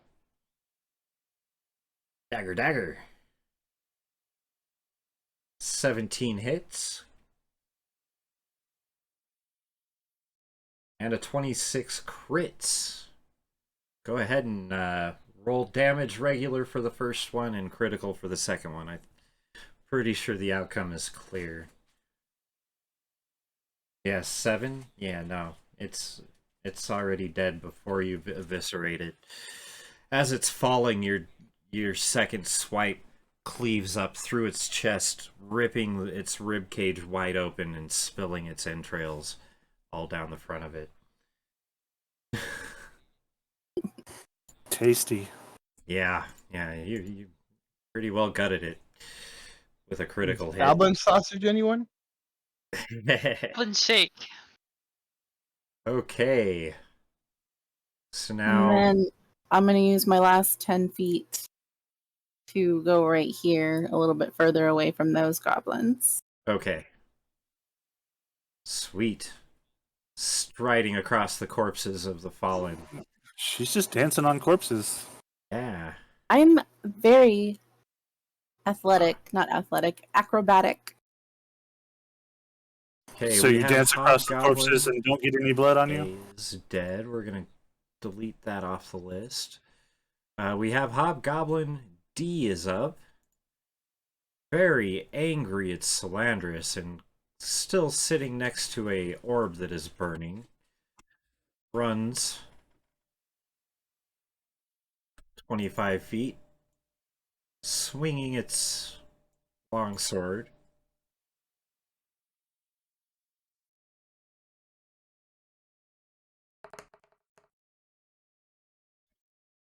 With a 12, swings wide and misses. Hobgoblin C is up, running away from the burning orb, and straight at Salandris, swinging its longsword. For an 11, also a miss.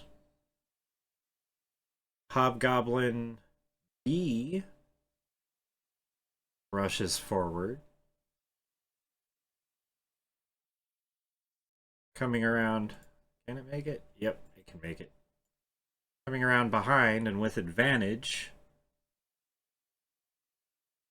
Swings with its longsword. Say 15 to hit. Pretty sure that still misses you there, Salandris, right? Yep. Yeah, they pretty much have the crit to hit me right now. Yeah, you're in god mode until your next turn. The goblin, seeing its big friends, does not want to be missed.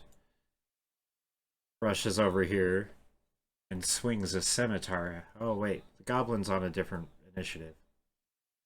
Not bad. Goblin stays back here where it was. Okay. Let's see. It's all the hobgoblins. El Noah. You are up.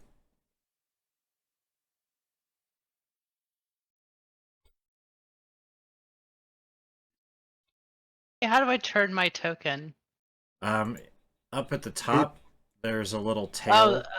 okay. I see that. Yeah. Yeah. All right. Anyway, I'm gonna attack the goblin chief dude. Okay, you shooting at the goblin boss. Go ahead and roll your attack.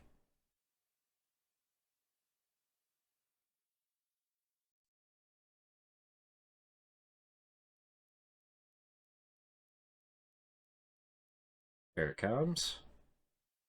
20. It is a 22 hit. Its turn is not up yet, so it does not have its reaction back. So you do hit. Go ahead and, Right. I'll use my favored foe okay. on it. Yep. So it's marked as a favored foe. Okay. As a favored foe, go ahead and roll your damage.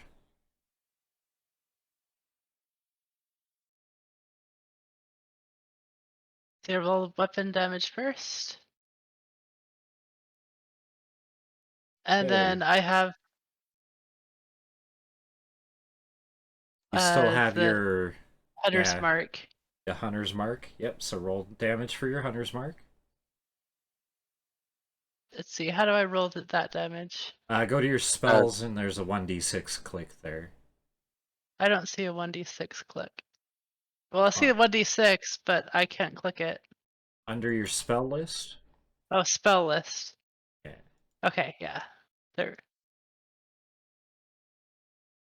Okay, so another 3, so total of 8 so far, and d4 for your favored foe. So total of 10 damage to the goblin boss. He is not looking very well, but he is still snarling. So I'll use my an attack. I assume that's another goblin behind him. Yeah. This one's another goblin right here. So Still I'll living. use a horde breaker attack on it. Okay. Some longbow to hit. 22. That definitely hits. Go ahead and roll damage. For 9 damage. Yep. That is another murdered goblin on your hands. Oh man, that's going to take some time to clean up this mess. I kind of feel bad for all the goblin kids. Yeah. They don't Oh, feel bad. They just went up in rank. They're orphans now. They're probably just in the back, climbing together to become like a Voltron. They'll be fine. Yeah. yeah. So anyway, I'm gonna move a little bit. I'm Okay. gonna move.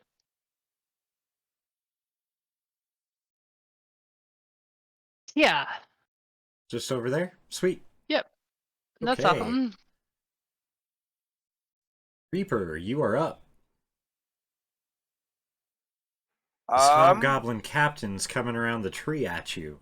What are you gonna do?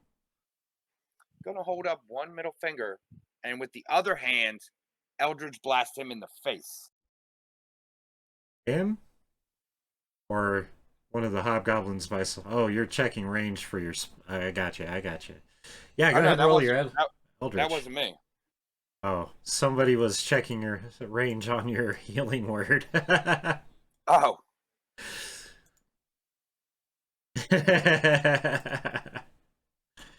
I got you. Yeah. You got 60 feet to get to the hobgoblin captain with your Eldritch Blast. Go ahead and roll it. Eldritch blast in the face. Yep. 23. You hit. Go ahead and roll your damage. 6. This Eldritch Blast strikes the captain true. It almost damages his arm to where he seems like it might not be able to move it. But he shrugs off the pain, glares at you, and yeah, he's ready to come at you. 7 plus 8 is 15. Okay. All right. I'm going.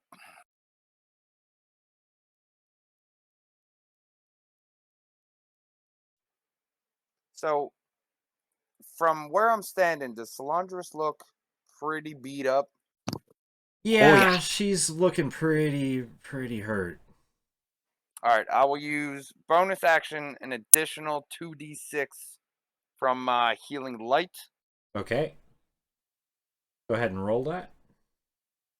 6 health. 6 more health for you, Solandris. Congratulations. Wounds close with the familiar blue-white light. And Reaper finishes his move. Getting a little further away. His turn. Ravinia, your turn. You're up. Salandras is still looking pretty bad, right? Yeah, Salandras is pretty heavily hit. Um,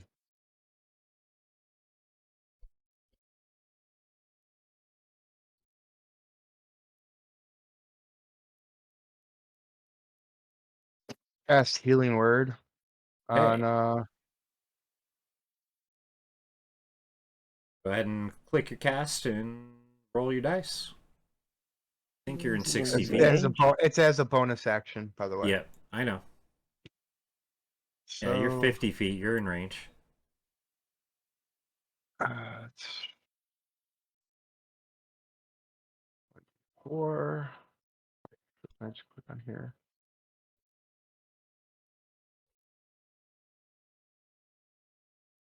Yep, in your spell list, you'll click cast and then click the. Yep. Yep, you got it. Oh, 8 more hit points. Sweet. 8 more hit points to you, Salandras.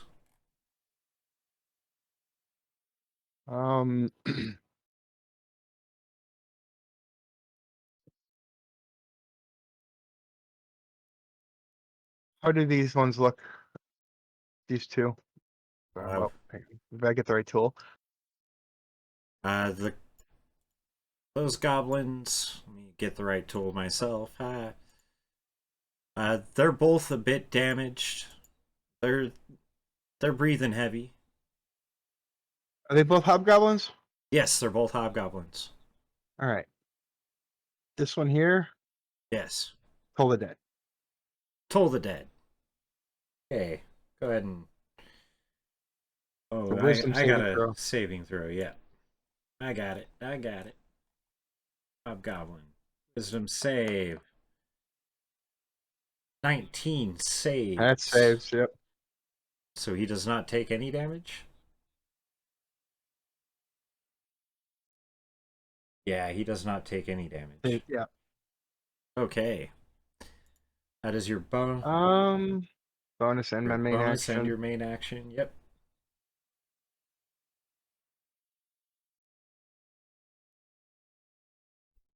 I'm going to move to the front. Stop. Okay. And that's it. That's my turn.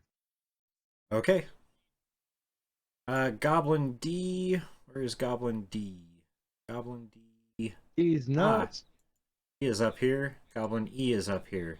These two up here are still going to be raining down arrows at Salandras, because they are the easiest shot for them at the moment. Salandras, roll of 22. Does that hit? Nope. Your shield's still up, okay. And 17 misses as well. Your magical shield deflecting one of the arrows, the other one going wide. Salandras, your shield dissipates. Or does it? It does. Yeah, it just lasts the round. Okay. Your shield dissipates. You are still surrounded. Now only 3 hobgoblins.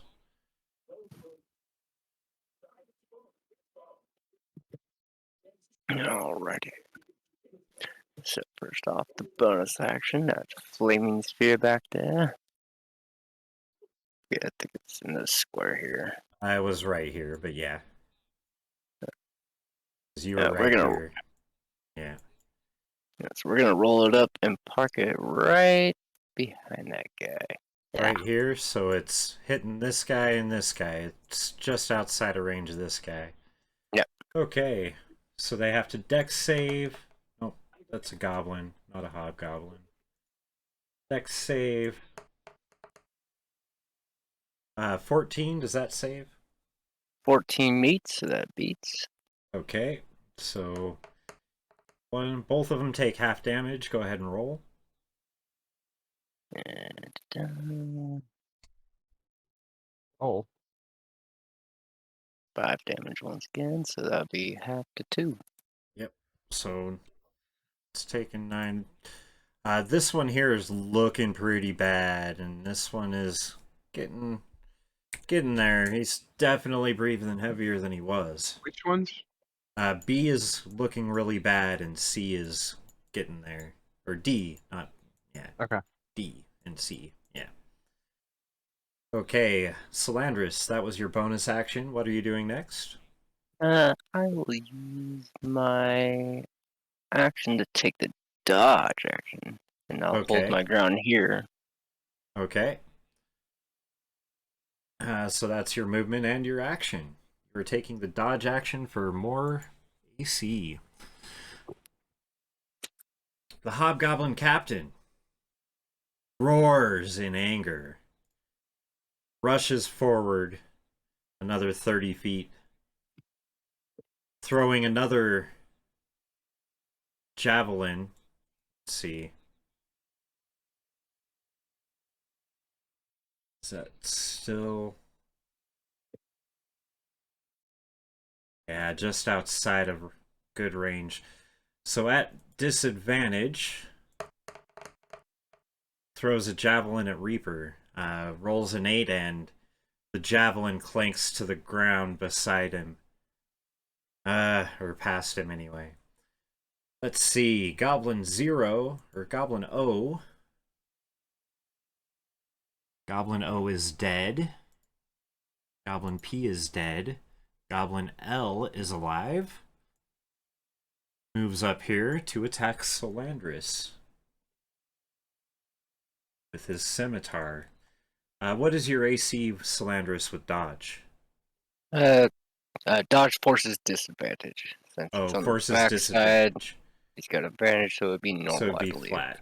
Yep. Flat roll. Okay. Flat roll of a nat 20. Critical hit. Nice, Landros. For 8 hit points of damage.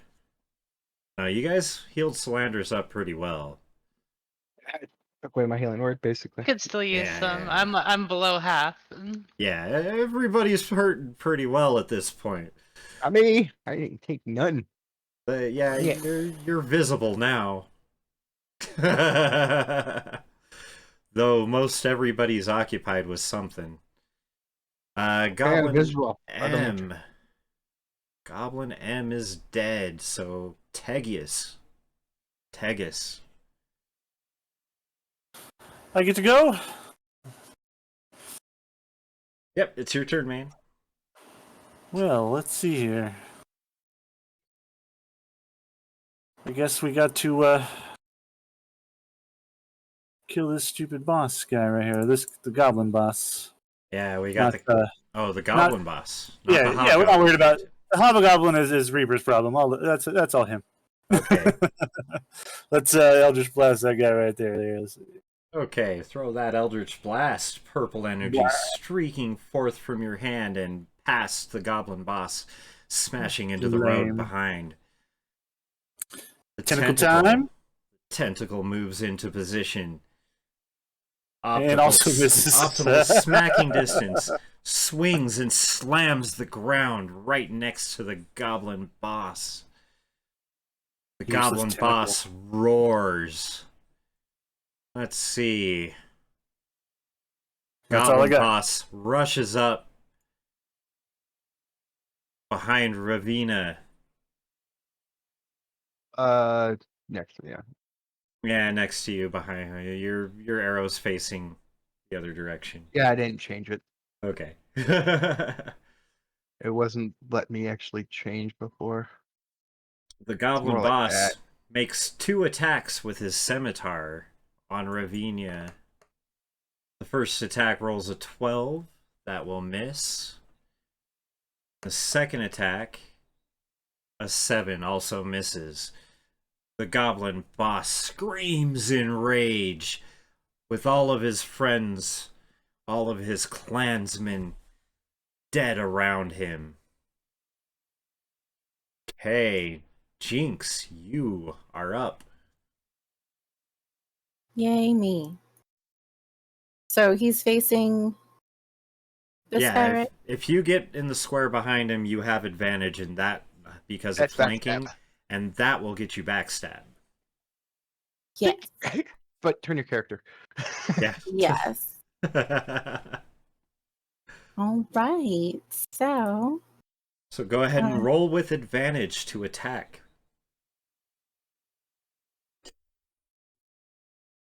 well, I'm doing both daggers and then the sneak Okay. attack. At this So, point, I would have just- turned Well, to face him, by the way. the sneak attack damage will apply to the first one that hits, and you get advantage on both rolls, both attack rolls, because of your flanking.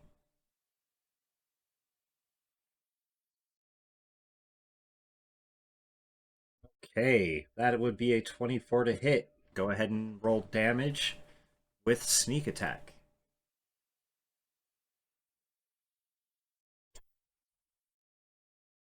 I do the damage for the dagger, then the sneak attack, right? Yep. Dagger does 7 damage, with the sneak attack totaling 15 damage. Your dagger literally stabs between the ribs, piercing the heart, blood gushing forth all over your hand. You don't even get to take a second swing as the goblin boss screams his last scream of rage, falling to the ground. He is dead. And my tentacle dances in joy behind him. Hell yeah. Next. Just delete him off there now. You have Hobgoblin D. Salandris is still in a tight situation. Four creatures bearing down upon him. 3 of them hobgoblins. The first hobgoblin, Hobgoblin D, screams with rage and pain as he swings his longsword, missing Salandris cleanly. The second hobgoblin, Hobgoblin C, rolls with advantage, swinging his longsword into the fray. That didn't work. Ignore that roll. With advantage. Roll. There we go. We have an 18. Does that hit? No. No. And your dodge action would have made it a straight roll anyway, so it would have missed anyway. Right? Yep. Okay, so never mind on the advantage. None of the flanking guys get advantage. A 19. 19 miss. Miss. Yeah, the wizard with the highest AC of the group. So Wizard that was tank. Goblin. Mhm. Yeah. So that's all 3 of the hobgoblins. Elnoa. All right. Field is getting thin. The closest enemy to you is the hobgoblin captain, screaming bloody fury towards Reaper. Those guys ended their turn there? They didn't want to move and provoke it. Yeah, they... Then they bad. Oh, they not? They burn at the top of the round, yep. Okay. Yep. I'll use Hunter's Mark on it. Okay, you cast Hunter's Mark as a bonus action. I don't think she has to recast it. She can. I think she was able to move it. The spell? I can cast a new spell, but like I'd lose concentration on the other one. Yeah, okay, yeah. Never mind. I guess you can move it.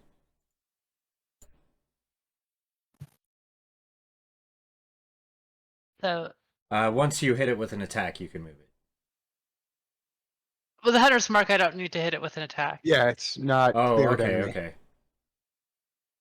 It's just worded weird. It says something about hitting the attack. The favored foe you have to hit. Yeah, with an yeah. attack. No, you're right. Yeah. So yeah, go ahead. You move your Hunter's Mark onto the Hobgoblin Captain. Yes. And I assume you are going to roll an attack with your bow? Actually, I'm gonna go and melee it. Oh. Okay. She moves in. I have 2 daggers. Okay. And 2-weapon fighting. Yep. So go ahead and roll. First to hit, it's a 12. That will miss, deflecting off of its armor. Second one, do I have to roll with a disadvantage or? Let's see. You don't add your ability modifier. So The weapon fighting, she does get it, I believe. Yeah, I do have. with 2-weapon fighting, when you take an attack action and attack with light melee weapon, you're holding The a one hand. fighting You can style. use a bonus action. Oh, I have archery as my fighting style. Yeah. Oh, archery fighting style. Okay, yeah. So no, you just don't add your dex. So To the damage roll. yeah, so just roll a regular d20 off of the bottom left-hand Okay. corner. Well, you still get it for the attack rolls, just not for damage. Oh, for the damage. Well, the 17 will hit with a bonus, so.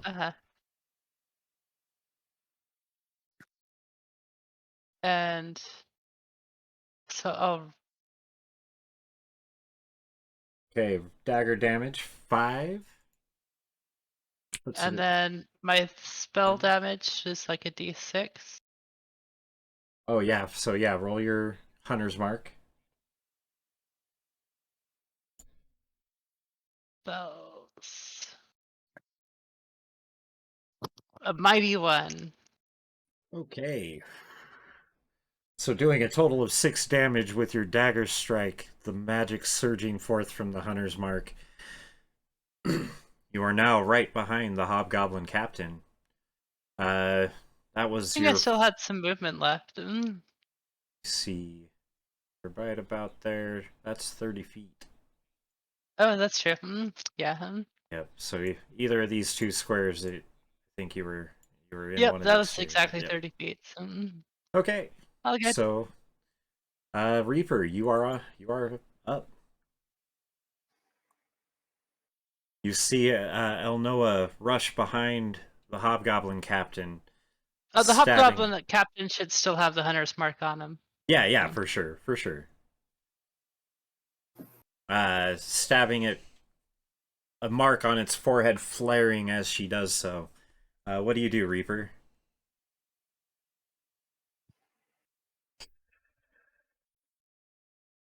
I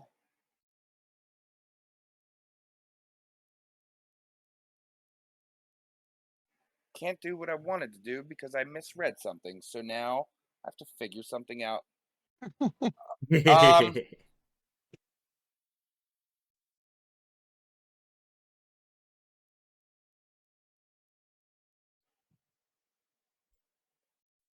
Hellish rebuke.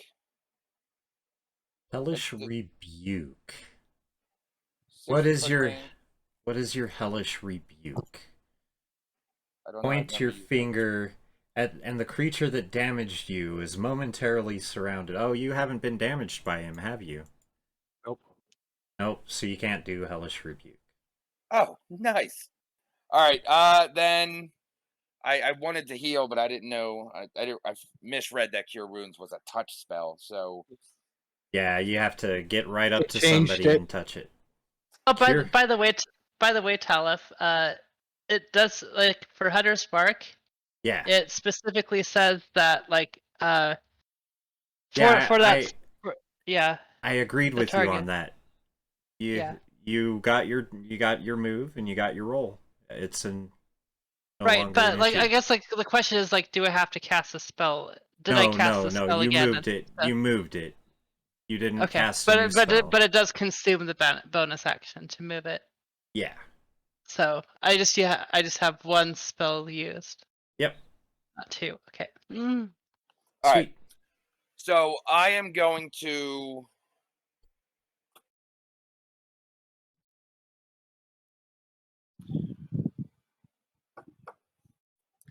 to attempt to piss off the captain to make sure he keeps coming at me and not at Elnoa. So Okay. So you want to what's the opposite of intimidation? Like I want Oh no, like intimidation lure would him in. Intimidating would be. intimidation would be what I would have you roll for that. All right, then I'm gonna You're attempt- using your intimidation to get over here, you stupid taunt him. bastard. Taunting Yeah, him. yeah, Yeah, you're taunting I'm gonna him with. piss this dude off and taunt him Okay, towards me. you can do that as a bonus action. Go ahead. Go ahead and roll. Bonus action intimidate. Yeah. Natural one, so 7. Okay, well, what do you say to him? Come get me, you ugly mofo. Ugly? And then I You're flip him off calling again. me ugly? You with the red skin? Ha ha! You are ugly. I am the epitome of hobgoblin kind. I Yo, will dine on mid-sentence, your bones. As he's giving me that speech, I'm gonna Eldritch Blast him in the face. Sweet. Roll that roll. Like mid-sentence, I want to get him right in the mouth. Like, Okay, you rolled a 19. 19. You definitely hit him with your Eldritch Blast right in the face.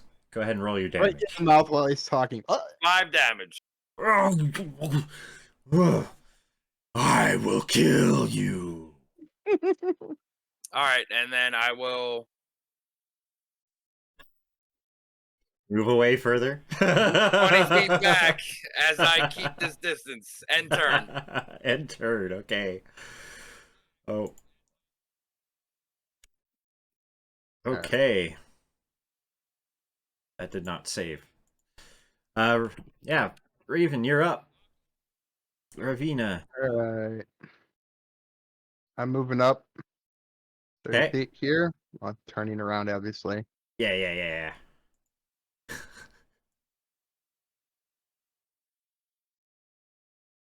Okay. Alright.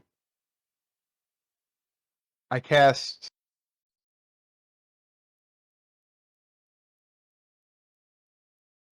Hey, do what I want you to do. Thank you. Cure wounds Okay. on him Okay, at level 2. at level 2, okay. Yep. Go ahead and Last level consume the 2. spell and roll the hit points. You are willing recipient, right? Solandris? Wondrous. No one. Yeah. Yeah, okay. Just making sure. You get 12 hit points. 12 hit 12. points of healing. Alright, and then I make an attack on that one. As a bonus Okay, action. an attack is going to be an action. You have to, you would have had to have used Cure Wounds as a bonus action to do that. Do an attack. Now, anything that's listed as a bonus action on here. I'm War Priest. I have 4 times a day I can use an attack as a bonus action. Oh, yeah, okay. I see. There we go. So Clarification. attack. Roll your Great attack. sword.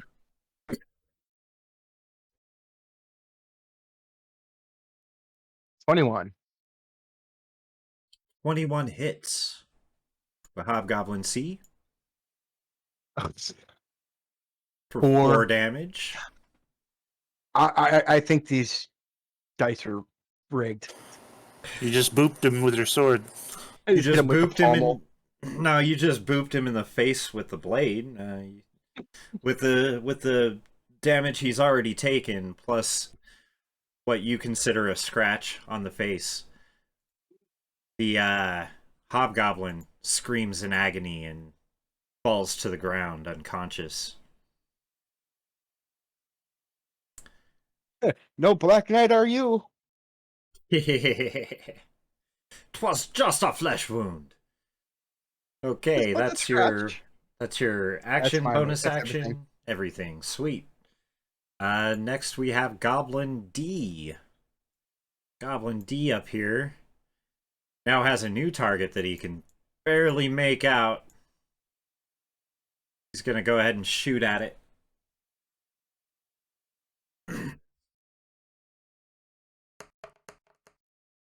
Rolls a 13 against Ravinia. Misses. 18. I know. I got it pulled up. I'll ask if I'm behind and don't have things pulled up. Goblin E also rolls an attack with the short bow. Critical 1, missing, actually hitting. Shoots himself in the knee. No, the hobgoblin behind Solandris. For 8 damage, putting the arrow squarely in its face. With that, Goblin E and Goblin D begin to break at a full run, taking their movement back 30 feet in this direction. This hobgoblin That here. one knew he screwed up. Yeah. Yeah. The other one knew. Wasn't he? Oh shit! I really screwed up. We better be the only ones. We better be the only ones left to tell the tale of this. So they have turned tail and run. Left, we have. Let's see, Solandris, you are up.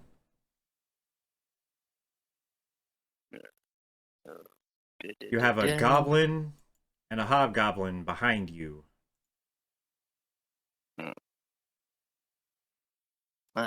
We're going to first use the bonus action to roll that ball of fire from there to be right there. Okay, so the ball of fire goes behind. The goblin makes a save. 10 fails the save throw. The hobgoblin makes his save with a 20. You put like a red or orange circle. Oh, yeah, I was gonna... Oh, we have... I don't know why I didn't think of it. We could just use this guy right here. It's a 5-foot radius. The center of it's where the orb's at. And any squares it's touching have to save. There you go, Solandris. Alright. Oh, So that was 4 for one and 2 for the other. One that saved at least. so the hobgoblin made his save, so he takes 2 damage. Making that 7. The hobgoblin takes 4. Or sorry, the goblin takes 4. Okay. Yeah. Okay, that was your bonus action. Go ahead. Now with my actual action, crack the whip once again, started to hum, and cast Booming Blade. Okay, you cast Booming Blade and roll your attack.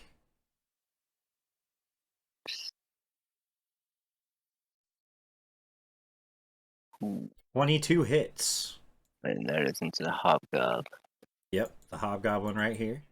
Alright, so we'll take whip for now, and if he decides to move, he's gonna have a bad day. Okay, well, your whip nearly severs its throat with the barb on the end. This hobgoblin falls over dead, bleeding.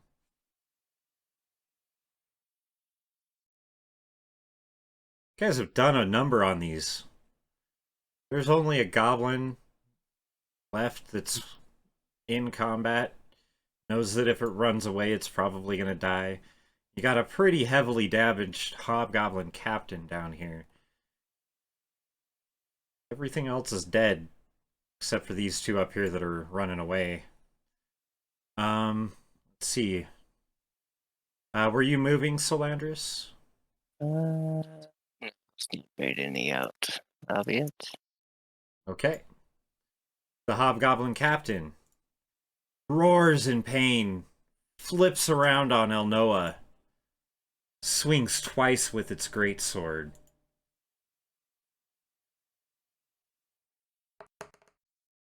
The first swing misses, going wide. The second swing is a 16, and that is a hit.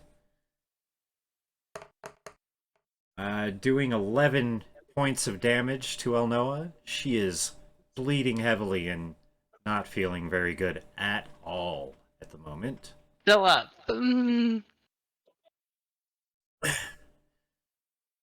The hobgoblin captain screams in rage, turns around, uses its full movement, to rush towards Reaper, still the target of his rage. Yes. She gets an attack. Yeah, she does get an attack of opportunity. I was about And to he say that. also needs a concentration check. And she Oh, needs yes, a I do. concentration I'll do the check. concentration check first. Yes. Do I roll like the con? Or... Yeah, yeah, roll it's roll the con. Constitution saving throw. 17. 17 beats the damage, which is the DC. So DC should be 10. oh, 10. It's only half of the Eh, damage done. half the or damage. 10. Or 10. Yeah. Okay, 10. Yeah, it still beats the DC. Same result, but thanks for the clarification. You maintain concentration on your hunter's mark. You may take an attack of opportunity if you so choose. You're right. So I'll use a longbow attack. Okay.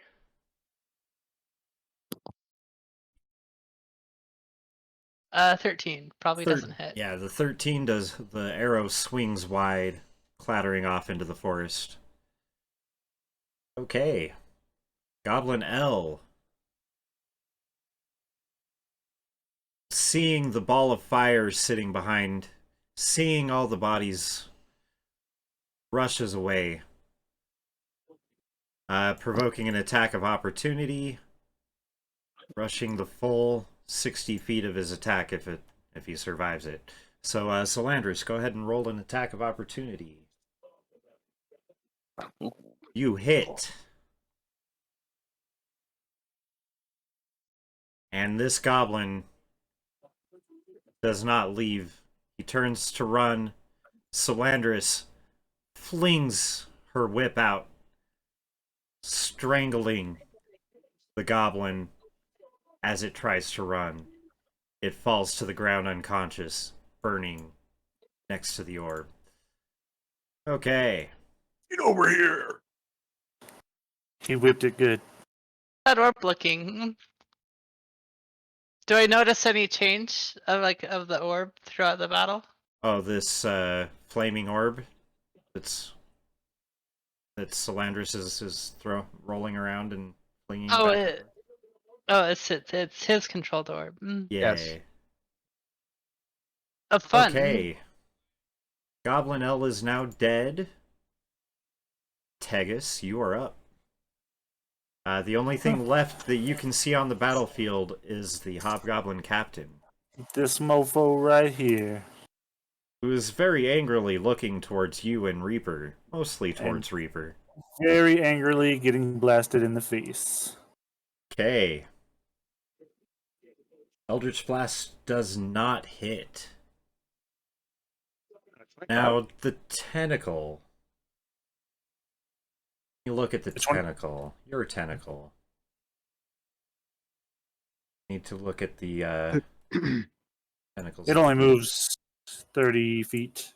It can move up to 30 feet. Okay. Yeah. So A I was 25 looking to see if 25 it didn't was hit? from you. A 25, the Eldritch Blast. Oh, the first Damage was an 10. Yeah. I thought. Yeah. Okay, I saw the 10 and said it was a miss. No, the 25 definitely hits. The 10 Is damage. 10 damage. Wow.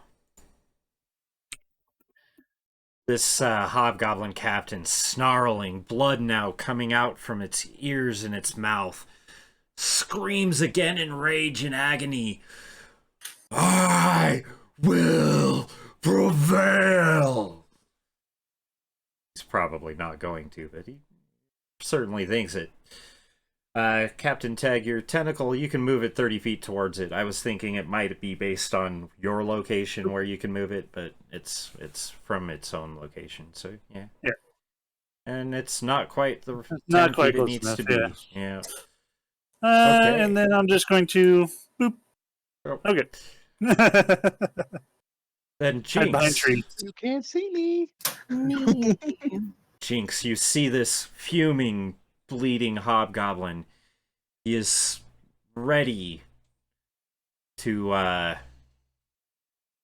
yeah, it looks like he'd be just shy of it. Short. Maybe, But the no, tree- wait. Would the tree get in the way to get right here? Okay, to get to either of those squares, no, you're good. And yeah, that'd be just right where you need to be to shank him. You're not gonna have advantage or sneak attack, Yeah. but you could shank him. I'm gonna shank him. Rushing Rolling down the from dagger.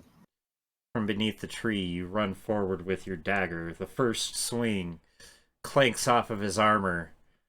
The second swing also deflected in the chains of his mail. You have used your movement, you have used your attack. I think that's about it for you, right? Just What's doing a dash? little dagger dance around it. Dash is your action and uh your action and your movement to go full. Yeah, if you want to dash, that's yeah, you get an extra 30 feet, but you don't get an attack or anything like that. As a rogue, you have the cunning action, which allows you to dash as a bonus. Oh, okay, you can dash as a bonus action if you wanted to do that. Yeah, because I don't Okay. want to be next to him. Now moving Swing away this from fist. him, Uh-oh. moving away from him will prompt an attack of opportunity, I believe, without a Oh. dodge action. So, or Or not a dodge, a disengage. disengage. That's what I meant. Which you can also use your cunning action for. Oh, so you can disengage, but not move at the same time. Oh, you can move. It's just you wouldn't be able to do the dash with that. I can either dash, disengage, or hide. Yeah, one of them. Okay. Yeah. Well, then I guess I'll just disengage for later. So I'll Well, disengage now. Does Disengage that? that would what? Move her 5 feet back. Well, I can't. I moved the whole 30. I'll let you have 5 feet this time. Okay. So you're Cool. not right next to him. Yeah. Okay, El Noah. You are Hey. up. You are very, very hurt. You haven't been this injured in a long time. Not since, well, we won't get into that right now. What would you like to do?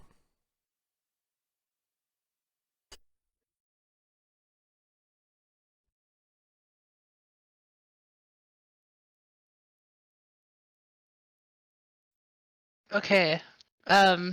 So Can I see her? You. my hunter's um, mark is still active because Yep, like and from it's on him, last and it's on the captain. right. So He's I'm the gonna only one left. two thrown dagger attacks, and because they're ranged attacks, my archery bonus does apply. Yep. Go for it. So it would be +8. So I'll just roll, but I would need to add 2 on to these. So. Yeah. Roll it like you would your bow. So 13. Or Oh that yeah, works just too. roll it like a bow, but yeah. Yeah. 21. 21 will hit. Go ahead and roll your damage with your dagger. And then your damage with your hunter's mark.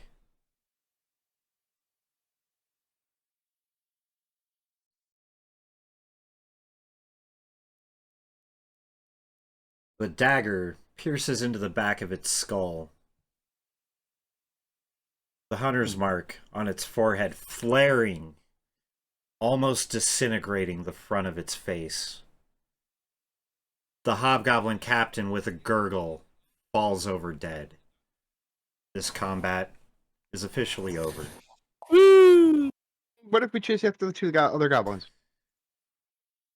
Oh, the other two goblins are like, let's see, who's the closest? Reaper. You've got, like, you could probably hit him with an Eldritch Blast if you want. You'd have to You can run. hit all the way down there. He'd have to It- run first. It's I vote for 120 no feet. surviving. I vote for no surviving witnesses. Mm. Yeah, where's the last remaining dude? They're up here by the prison. Oh, on top of the Alpina. rock? Yeah.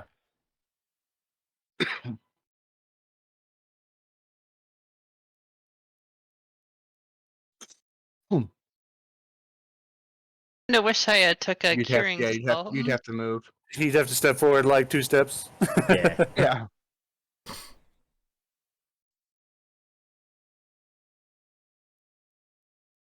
All right, Eldritch Blast, the closest one. Okay, Goblin E is taking an Eldritch Blast. Go ahead and roll it. 16 to hit. 16 hits. Go ahead and roll your damage. 9 damage. And this was when Goblin E realized that he shouldn't have waited that one last shot, where he shot his hobgoblin friend in the face, turned around and started running, but it was too late.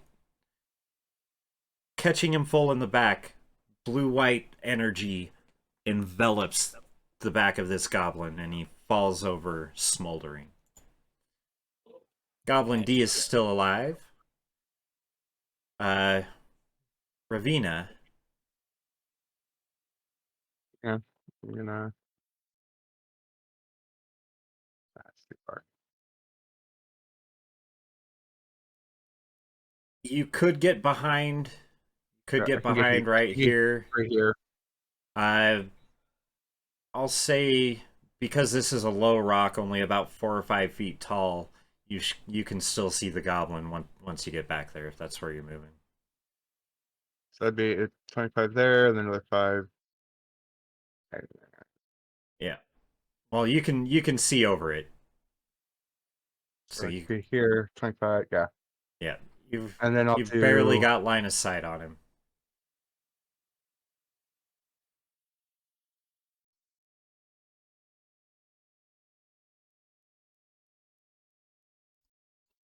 Hmm.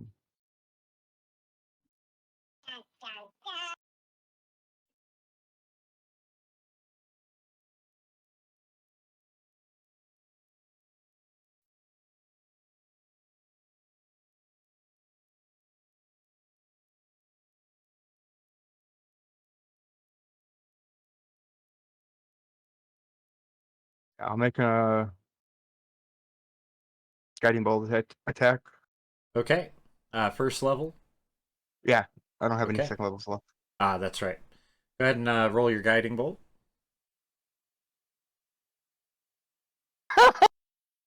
That is a 7. Don't you That's wish a 1. guiding bolt was already I know. That's a natural 1. But it's a spell. We don't have crit fails on spells. Your guiding bolt flies wildly feet above this goblin's head. You just misjudged the arc around the corner. Okay. Well, Goblin E is dead. Do you have a bonus action you can use? No. I mean, you do, technically. You could crossbow attack with one.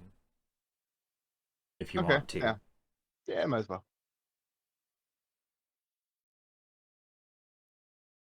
21. Okay, you hit.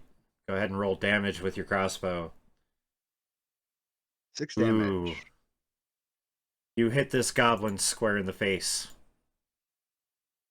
As it turned around to see its buddy burning behind him.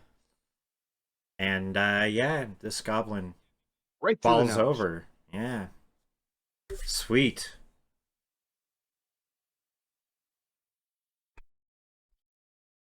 Okay, guys. With this combat ended, I think we're going to take a short break. We're going to have about 3 minutes of ads. Then I'll be back to talk with chat and, while everybody else finishes up their breaks. And then about 7 minutes after that, we'll get back going with the aftermath of this epic battle. Yeah. 2.5 hours of combat, chat. 2.5 hours this battle has taken. It's been an epic one. It could have been a little more difficult, but I think I you got guys pretty had close. fun. Oh yeah. Yeah, we got really close on a couple people. Yeah, there's definitely some near death situations here. I think definitely fun. we did well. My armor has some dirt on it, and Thank you, somebody's gonna Fed. answer Thank for you. that. Okay, guys. So we'll take our short break. We'll see you guys in just a few minutes. Man, I didn't even get the music going again. We'll get that going during the break. There we go. We'll see you guys in a minute.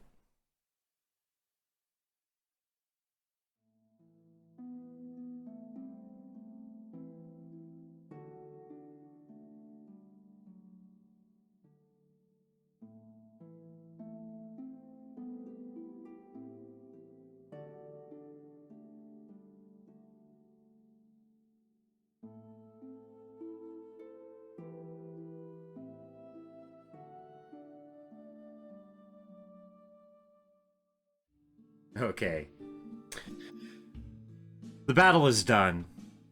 Goblins and hobgoblins fallen all over the place. The goblin youth off. Can't even hear their cries anymore. What are you guys gonna do? I walk up to this goblin right here, the one who shot me in the arm. I Eldritch Blast him in the mouth right now. Okay, you walk up to the corpse and Eldritch Blast him. It hits, and there's less left of the corpse than there was before. Okay, I feel better. Okay. I just have a puzzled look like, why? But I don't say anything and just move on and start searching bodies for loot. Guys, I think the prisoners are a little more important than loot. Yep, And that's go ahead. coming from It's me. all you. You think incorrectly. Yeah, go on ahead. You go check them out if you want. Wait, there's prisoners here? Oh boy. In the Make sure center the of area- this compound, guarded by the two that were on the rock before they were killed, is a large hut that's reinforced with looks like iron bars throughout the walls, possibly through the ceiling as well. It's up on top of the rock in the center of the village. I think we should make sure the area is secure before we deal with prisoners. Okay, how do you want to do that? Well, you got to make sure all the swords and weapons that are laying around on the goblins are safely in our keeping. So, Yeah. just in case. I'm gonna start dragging bodies Okay, so behind. I'll start dragging bodies behind here. okay, I don't Let's- have it pulled Let's up. Big rock. between the big rock and the hut here. I'm gonna start Okay. just piling up bodies. I'll set back over here. A little more space over here. Okay, sounds good. Sounds good.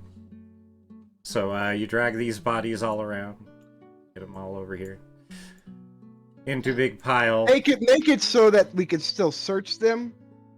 Okay. Well, I figure wait. you go through them. I figure you go through them on your way over. I mean, Yeah, and I grab any metal jewelry that they have on them. okay. Just- across. I'm not careful with it. I just rip it right out. Okay. Loot across all of the goblins. About 84 gold and 60 silver. About, meaning exactly, 84 gold and 60 silver. The goblin leader has a key on a chain around his neck. The hobgoblin captain has several gems, 3 of them. I'll have to roll and see what they are here in a minute. Tiny. Who was? Hold up a second. Who was the one that was talking about the prisoners? I was. That's I think we need to scout out the area first and see if there are any threats or things we need to deal with. Jinx. You were the Okay. one that was talking about the prisoners. Yes. All right, I grab the key and throw it to you. Thank you. Okay. So Jinx Just has assuming the that key. is probably for that. Ilona, go ahead and roll survival to search the area. See if you can see anything.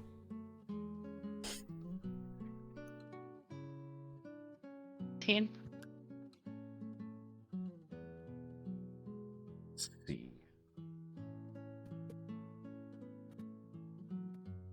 Where'd it go? Did not come up for some reason. What was it again? 17. 17.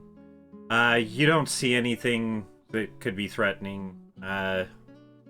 the trails from the goblins, the youth, don't turn back within 100 yards of the village. It looks pretty safe as far as your estimation. There it is.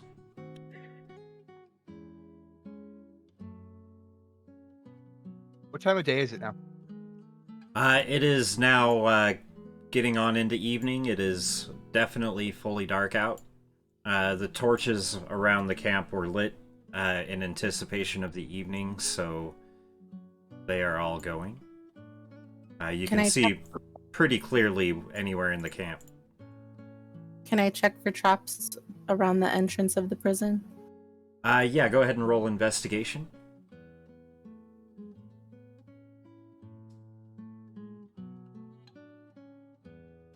Do not find any traps. Yeah. Can I hide and sneak in there and look around without prisoners seeing me? They're probably going to hear the door opening. It's an iron, looks like an iron prison door with thatch woven through it, so you can't see in or out. There is a lock where the door handle would be, and it looks like the key that Ravina gave you will fit it. Does anyone want to come in here with me? I'll come check it out. Okay. All right. Still been piling up bodies. I send my tentacle over there to help. How long does that tentacle last?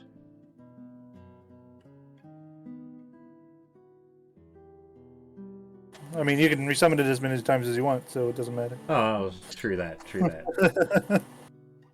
Oh no, you can only summon it twice per long rest, and it Am I lasts still at- for 1 minute. Am I still at 2 hit points, or can I get some healing? I used a healing touch on her, or not a healing touch, but cure wounds. Okay. All right. So I open the door. Go ahead and roll the cure, and you open the door. She got 8 hit points back. I cast it twice. As you enter thanks. this hut, through a frame of wrought iron, the smell of refuse and sweat overwhelm you. Spoiling food litters the stone that passes for a floor, scattered with piles of filthy straw. Along one wall runs a chain attached by cuffs to the ankles of 8 men and women. They are all visibly ravaged with hunger and thirst, and matted with dirt. At the far end of this grisly row leans an emaciated human. In addition to the cuff around his ankle, he is shackled, blindfolded, and gagged. He shakes himself upright at the sound of the grate swinging open, and grunts behind his gag. What do you do, Jinx? Do I recognize anybody? Through the filth, they're barely recognizable as people. You can tell there's the human, a couple of dwarves, a couple of halflings, and probably a couple of more here. Yeah, there's another human as well. I run straight to the human whose face is covered in all of the... With the blindfold and gag? Mm-hmm. Okay. And I start pulling it off of him. As the blindfolds come off, the human quickly reaches up, untying or shaking his shackles, looking you in the eye. He starts to thank you and trails off. With an unintelligible cry, he jumps forth, wrapping his arms around you, tears streaming down his face. Jinx, you recognize this man now, and immediately grasp him back, holding up his much lighter weight. You both fall to the ground in tears. Upon hearing that, I rush in. You dumb bitch! You're saying that... I'm saying that to him while I'm crying, happy to see him. Okay. I'm assuming it's Auric. It's Auric. Yeah. I curse at him, but I'm happy. It's a jest. The two of you take a moment, sobbing. The man sighs heavily. At least one of you knows. My name is Auric. I wish I knew everything that had happened, but I was barely able to take care of one of them with a firebolt before 3 others knocked me unconscious. I was bound and gagged here when I awoke. They blindfolded me soon after, when I made one of their torches' flames jump to a wall of the hut. That freaked them out. But what the others have told me, these two, he points to the dwarf and another human, were taken while out hunting for the mining camp. He pauses for a moment. Do you have any water? I pull out my water. He takes it thankfully. Takes a long drink, then continues. Thank you again. But as I was saying, these two, taken while hunting, the rest of us were taken from the barge. The lookout saw a fire on the shore, knowing that there were hunting parties out for the mining camp. We went in close to investigate. When we went ashore, they attacked, and that's all I knew. Turns to you, Jinx, and says, "It is so good to see you. What are you doing away from Kubradin?" I was looking for your dumbass. I found your note, and I couldn't just sit around and do nothing. You were gone for months. I am sorry, as soon as my contract was up, I was to come back and bring you here to Riverhold. It's a much safer, much better life where you can just go out and fish, relax, and make your way in the world without having to resort to the types of things we once did. But we should probably be away from here with haste. With as many goblins as were here in this place, who knows how soon others could arrive. Do you know perhaps a safe place to rest? Right here. Yeah, not here. This is my village now. Oh, crap. Ilona, you remember the camping spot from the night before and how it was very easily guarded in the alcove next to the cliffs. Hey, like, we should, like, set up a safe camp. Should we head back where we were? Do you think it's large enough for everybody? I think it was. And it's easily defendable. Let's scavenge the huts to see if there's cleaner clothes for them. Okay. Or treasure. I look around for a like a large bucket that I can put water in.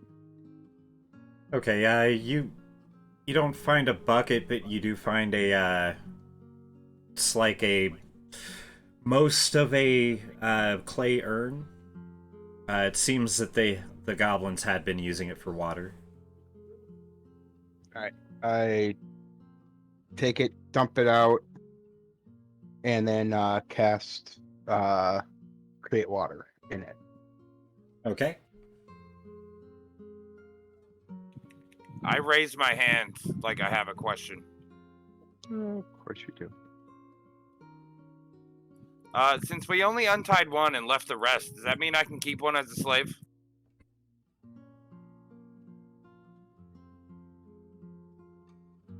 No! Just asking. Oryx chuckles. You should... The key to the door should free us from these chains, if you have it handy. I start unchaining everybody. Okay. What about a forced apprentice?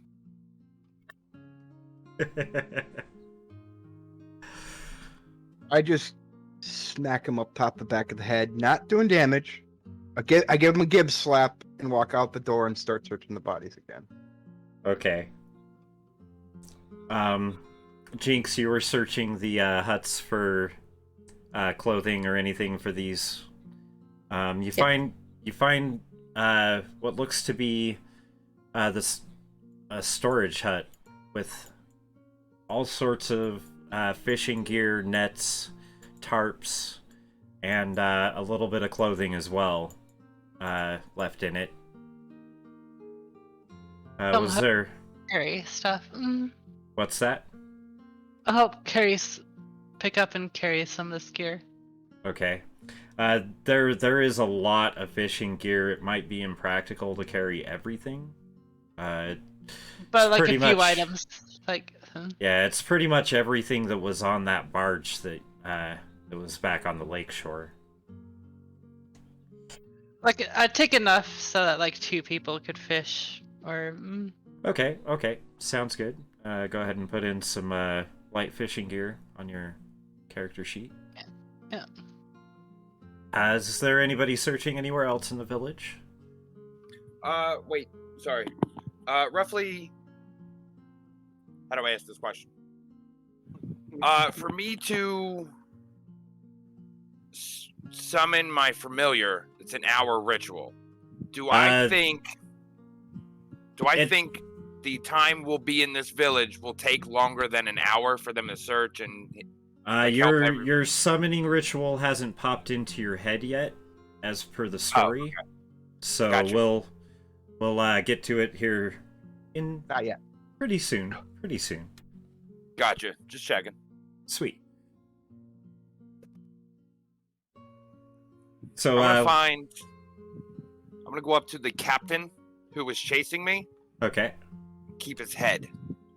Okay. Well, cut off his head. It fits in your I backpack. go, whatever. It's kind of gross, kind of drippy, but yeah, it fits in your backpack. Might rot in a few days. Was there anything in any of the other huts? Nothing in any of the huts, no. Just, sticks and little goblin swords, broken and disused. The occasional bow, some arrows, all of which of goblin make, and not really of great quality.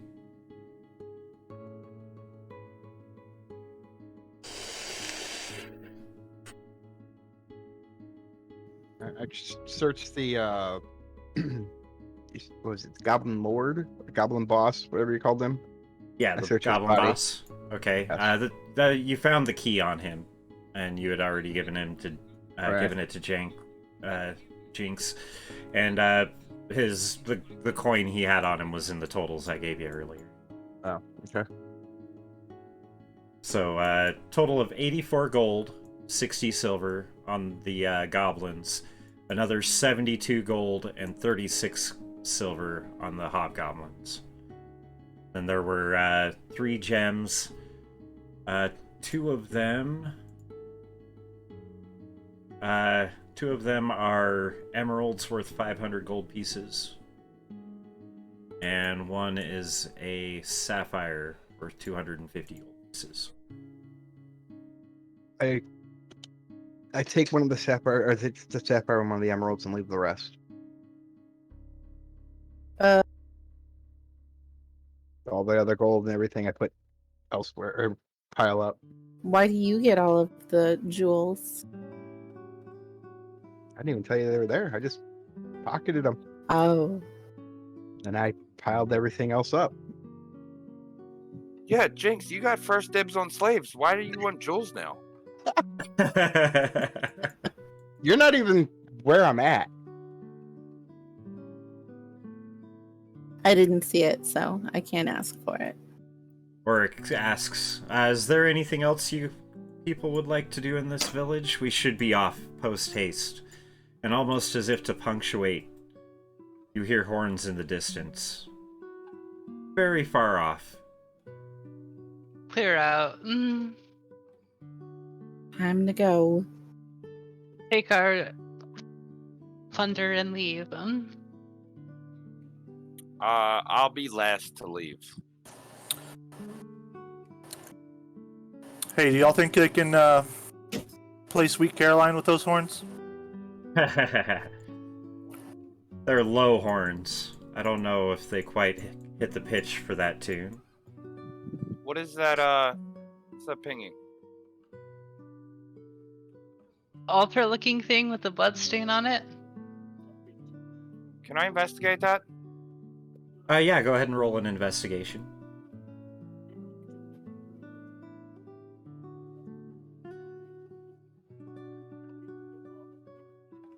$15. Okay, don't really find anything of interest. Does anybody else want to check the area? I will. Pretty well distracted right now.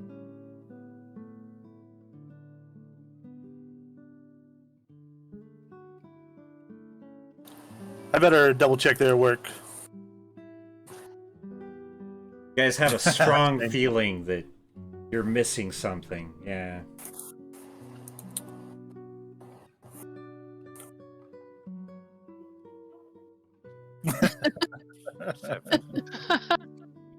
You guys Well, have I'm glad we're all dumb.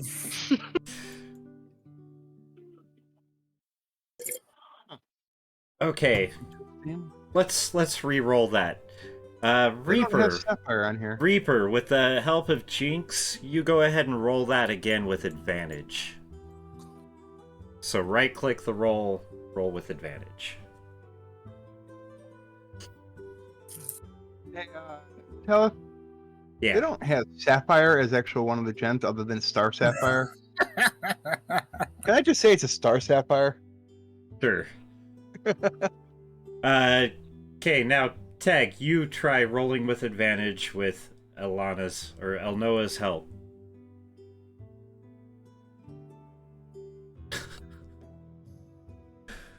I've tried to give this stuff to you, the dice won't let me. Okay, try right-clicking the roll and clicking on advantage, because it'll roll 2 dice at once that way. There you go. Tag. Your sinking suspicions are true. There does seem to be a secret hatch on the edge of the altar. You finger the latch, and it opens up. The entire altar top swings up. Inside, you find a bag.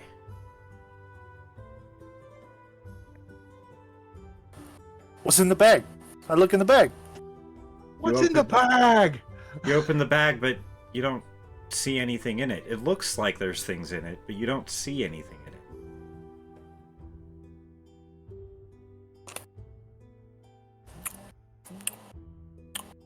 I was going to say I was going to throw it to somebody who can investigate better, but our rolls. I dare you to stick your hand in it. I mean, he already stuck his finger in the hole and the halter top came off. I stick my hand in it. Okay, inside you feel things. It's like coins. Pull out your hand and there's a handful of coins. Gold coins. I love coins. So have we all moved up there by now? Investigating, I assume we would. But he Yeah, couldn't see yeah. the coins. So yeah, you guys have made it all up to the altar. Can I investigate that bag? Sure. Sure. What do you do to investigate? I want to understand why he couldn't see the coins, but Okay, you open the bag and there doesn't look to be anything in it from the top, but from the side it's bulging like there's stuff in it. can I turn Funny- it upside down? Yeah, nothing comes out. It's a weird bag. Yeah. I want to gauge Tech's reaction to his look in the bag and like search for some insight into how he's feeling. Okay, go ahead and roll your insight. 17. 17. Well, he seems truly astonished and amazed by this bag that looks full, looks empty, and has stuff in it all at the same time. This is just a normal day for me.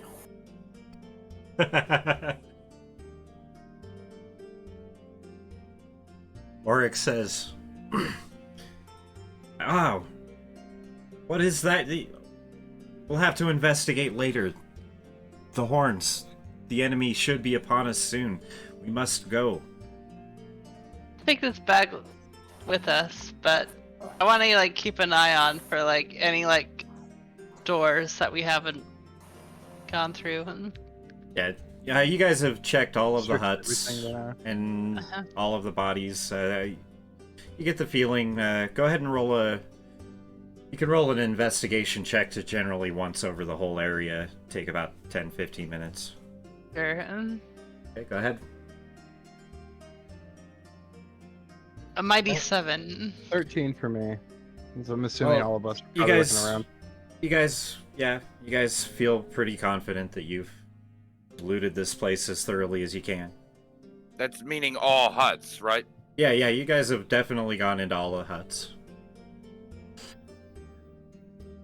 I do a history check to try to think about what the bag could be.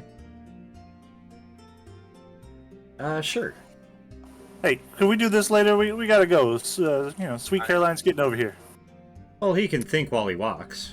That's fine. I think he has to roll a wisdom check for that or something. Nothing in your Make sure he mind. doesn't stumble. Nothing comes to your mind. Alright. You guys ready to head out then? I want to leave last. Sounds good. Let's roll. Could do a perception check to see that he's staying behind a bit. Okay, go ahead. That's 10. Probably not. Yeah, no. Probably not. Once Okay. everyone has gotten out of the perimeter of the camp, I want to sacred flame every hut. Sacred Flame is a cantrip. Take you about a minute and a half. Toss a Sacred Flame at each hut. They all start fire. Yeah. There is Sacred fire. smoke rising from the village behind your party. I catch up to everyone and act like nothing happened. Can I roll insight check?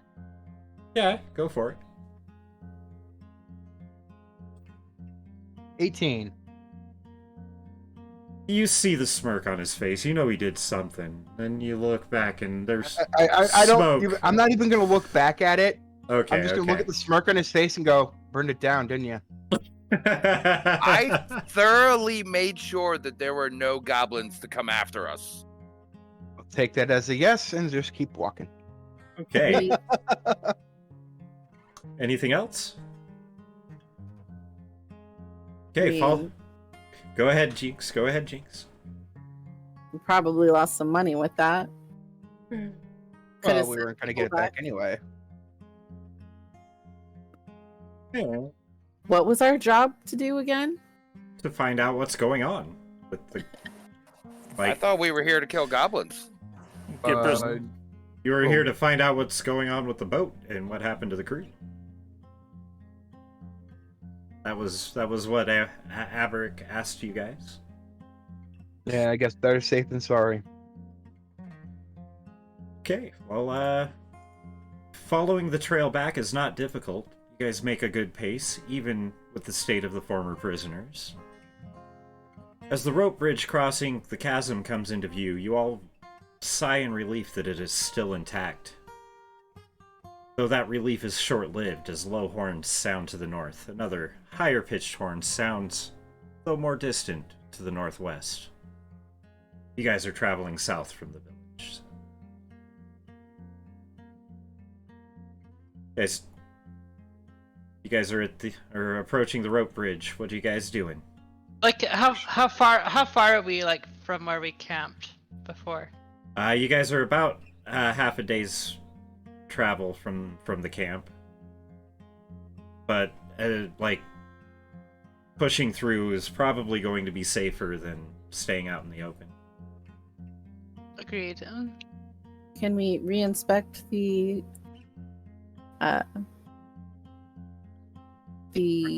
bridged four-way cross?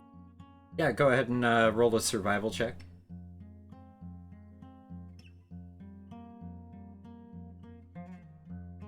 Probably not the best for survival.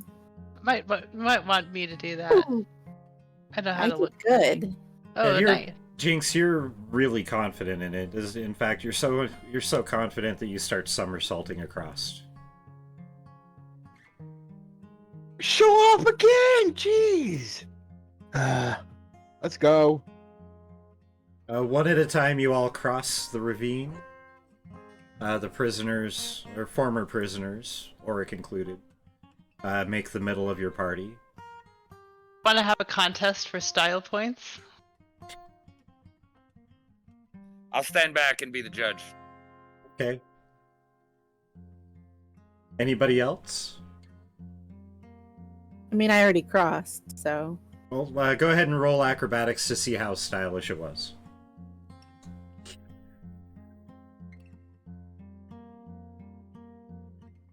19, pretty damn good. Flare at the end. Little bow. To do some cartwheels on my way back. Okay, go ahead and roll your acrobatics.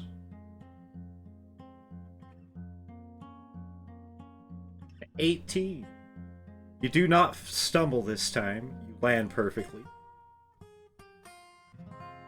Reaper, you wanted to judge. They were both pretty spectacular. I'm gonna say it's a draw. I enjoyed both shows. Okay, Alright. guys, do you want Is to... everybody else across? Yes, I go across like a normal human.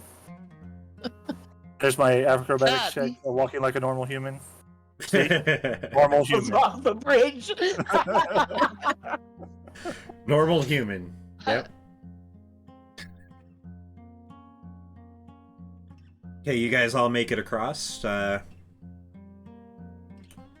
as I'm the last one over, I look at Reaper and go, burn it. Sacred Flame! Hey, Reaper, you cast Sacred Flame at the bridge, igniting the ropes, the old rotting wood.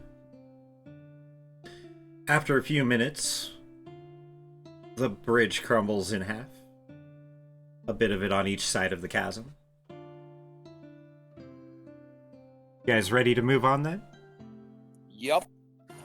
I don't think we have a choice anymore. Now that we are out of immediate danger, I asked Jinx if any of her slaves need healing or if they're okay for now. They're not slaves, but they could use a pick-me-up.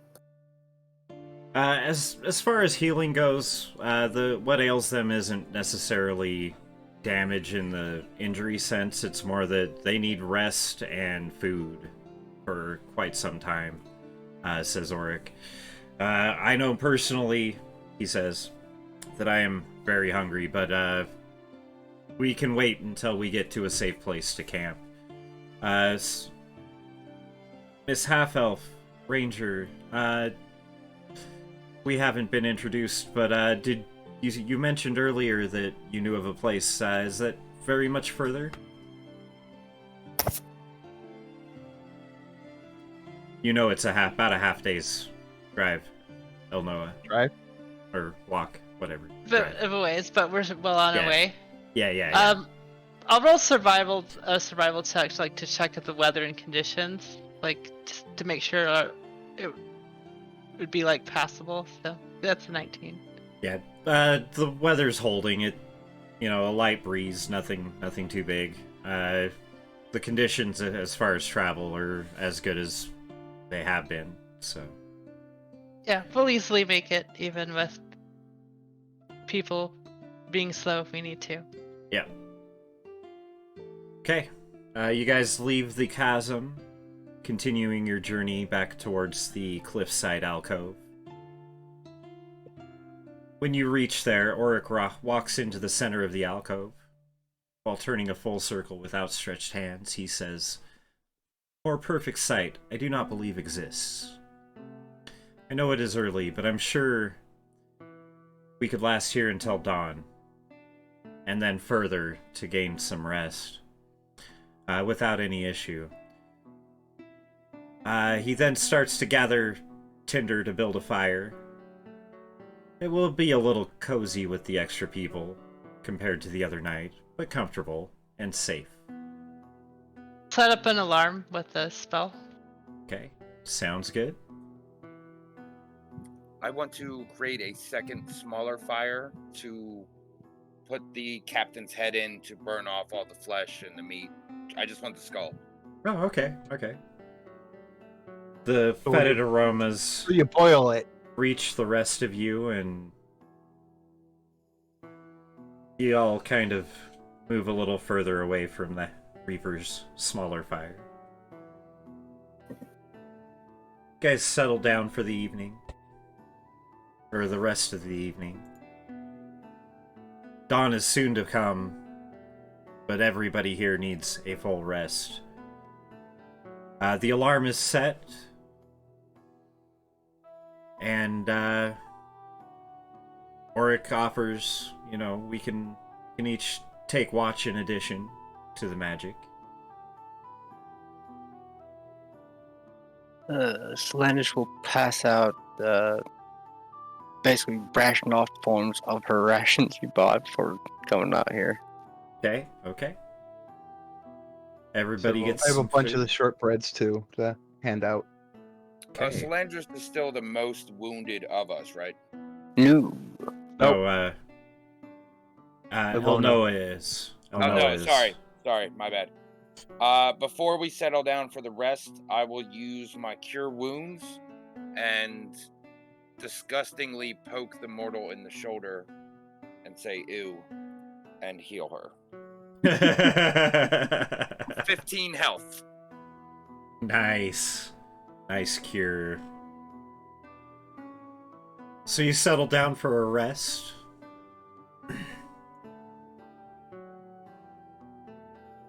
And Reaper, Sup. you sit up, having been unable to fall asleep this past hour. Everyone except Solandris is long asleep, though the elf may as well be, deep as she is in meditation. As you watch her slowly stroke her hair with a fine brush, you almost jump when you notice that it is just you here, and her. Looking around again, suddenly she is gone as well. You and the fire, the rocks surrounding your encampment, darkness, and then a voice. Can't quite understand it at first. A woman. Of late, since you have discovered your magical prowess, your capability of healing, this voice has come to you in your dreams. "But I am awake," you hear yourself say. The voice whispers, "On your way, I see," as though a wisp on the wind. A light glows above the fire, formless at first, then growing. A figure. The woman. Blue and white in divine light. Face and features obscured, but certainly the one from your dreams. "On your way, but you are asleep, young one, even when awake." Her words give you chills. Warmth also radiates from them. "You have found them. One more will come." Suddenly you see images, feelings, a presence. It fills a part of your mind and heart, a part that you didn't know was empty. The images are familiar. Rocks, trees, nearby. Ah, she is almost here, says the voice. The warmth and chills coming over you again. Sleep now and wake refreshed. Your friends are all here. The images and presence grow nearer, very close, until you see your camp and yourself asleep amongst your group. As it approaches you, seems to turn around, and the image fades as if eyes closing. You are now asleep.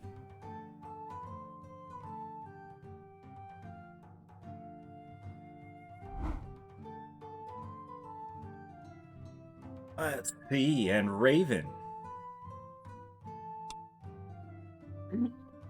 Yep. Much to your irritation, you have woken up even earlier today than in previous days. What? You take it as part of your worry for your new friend, Jinx. At least, you hope she considers you a friend. You look to where she is still sleeping, soundly. As near Auric as you have ever seen her get to anyone. You look on your pennant, or you look on to your penance, Reaper. As from the first time you met, him giving you a cheesy line, you giving him the tip of your sword to his thigh, that is how you have seen him. The thought finishes, you blink, unsure if what you are seeing is real. You rub your eyes in disbelief. As you open them again, sitting next to Reaper, is something you have never seen, but always known of. A pseudo-dragon. Your grandfather has told you of these dragonkin, known to have served powerful fae and wizards. It drowsily lifts its head, opening its eyes to look at you. Worry not. I'll keep your secret, servant. The sentence one. The sentence forms in your mind, not of words, but of pictures, feelings. The word servant delivered with a bit of both reverence and contempt. Images of knights bowing to dragons, both chromatic and metallic. It then rests its head back down, begins to snore quietly.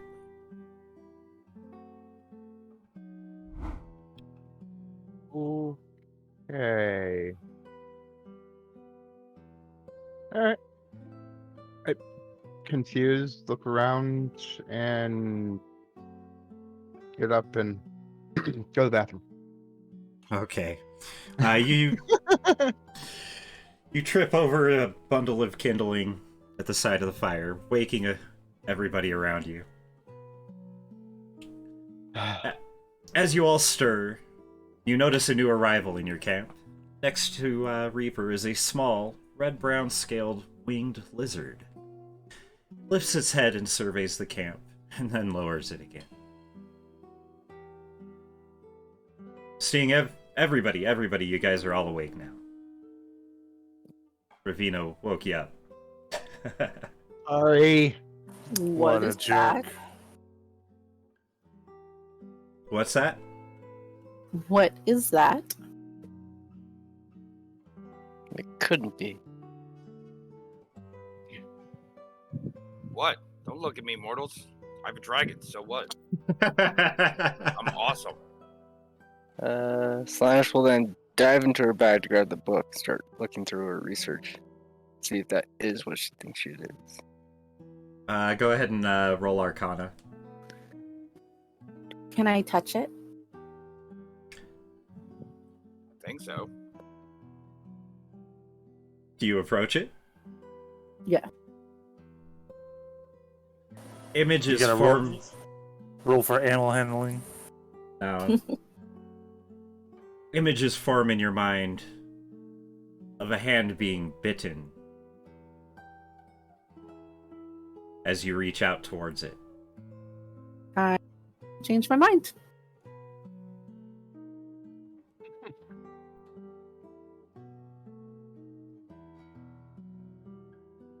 make friends? Salandris, That- with your arcana check, you do know, in fact, that it is a pseudo-dragon.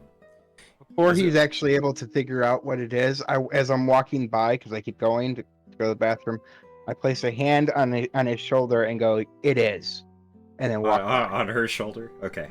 Her shoulder, yeah. Sweet. Salandris, with your knowledge, what do you do? Those haven't been seen since the flight.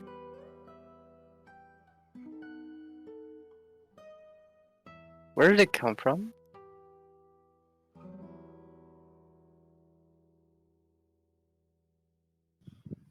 You know, Dragonlands.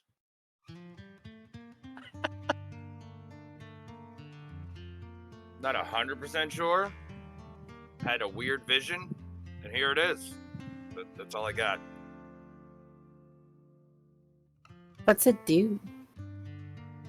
Can I attempt to telepathically tell it to fly a circle around the camp? Images form in your mind in reply. Just an audible sigh is what it all comes down to. It's hard to describe. But the pseudo-dragon lifts up, flies a circle around the camp, then lands perching on Reaper's shoulder. I respond to the dragon by saying, "Don't sigh at me. We have to impress the mortals, or I have to deal with them."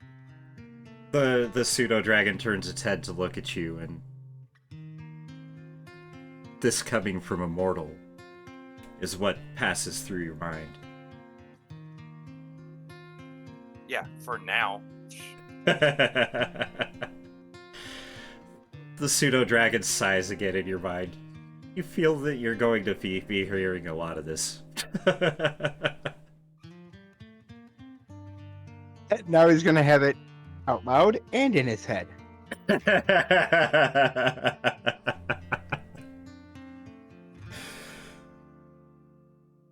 Okay, are you guys... Everybody is now well rested. You guys have gone through a long rest. Go ahead and click that button on D&D Beyond. Oryx says, "I think we are well enough rested for travel. Would like to get out of these mountains and back into an actual bed and a mug of ale. Would you guys like to strike camp?" Let's get out of here. Yeah, I'm ready to get into a mug of ale too. It'll have to be a pretty big mug. Get anywhere close to the amount of ale I needed last time. Your journey back to the barge takes most of the morning. Having kept on high alert after yesterday's insanity at the Goblin Village, you have noticed no signs of pursuit. You arrive back at the barge without incident and set up the signal fire to summon Aberic and the boats. With the signal lit, Oryx sits near it and says, "Could be some time before the boats arrive, but they will see this fire from the main barge." He motions to a halfling fisherman, one of the former prisoners. This fine man is Aberic's cousin, Belnix. Over the journey, he mentioned to me that he may have more information about the battle. If you would like to ask him any questions.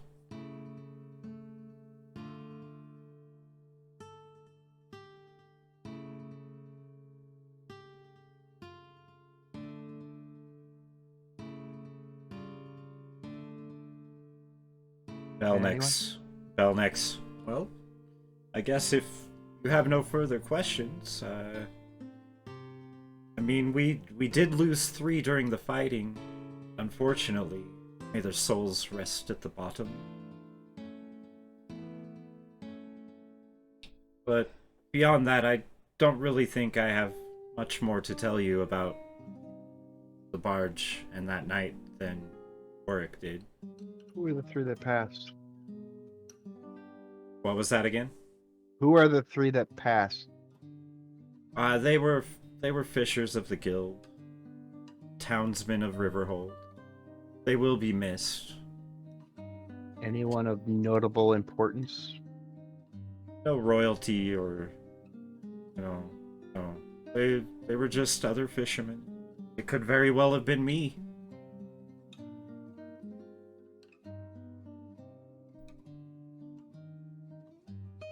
While Raven and Belnix are conversing, Oric approaches Jinx and guides her up the shore a ways, within sight but away from ears.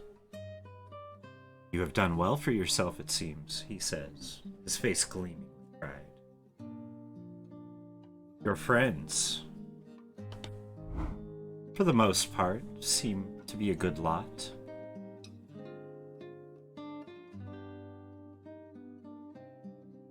Jinx? Can I hear this? No, they're out of earshot. I just fell in with them. I'm glad that hanging out with them led me to you, though. It's crazy how this world works. Still don't know if I can trust them. They seem to be worth it. At least for now. You can always change your mind later. Quantifies worth. Well, they all seem to be trying to help you. I saw how quickly they, especially that Raven, that Crimson Order, That's not known. leaps to protect you. They all seem to hold you in high regard. Don't trust them like I trust you. And you probably never will. But for a time at least, they will be your friends. What does that mean? Well, I will have to part ways with you. Not long But after we reach Riverhold. My spellbook, you see, the goblins burned it, and I have to go back to Kubradin. But fear not. My contract in Riverhold is not quite complete. And while they will release me to go find my other copy, I will be back in Riverhold before long. I just got you back. And you will not lose me. Of that I can be assured. And you can be assured.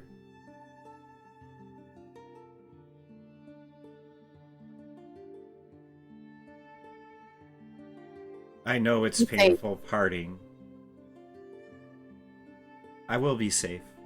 But we do have a few days yet. We will make the most of them.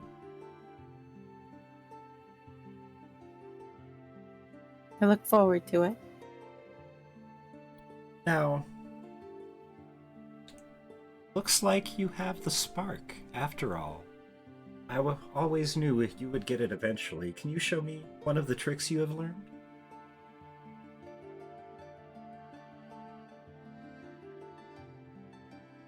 I use disguise self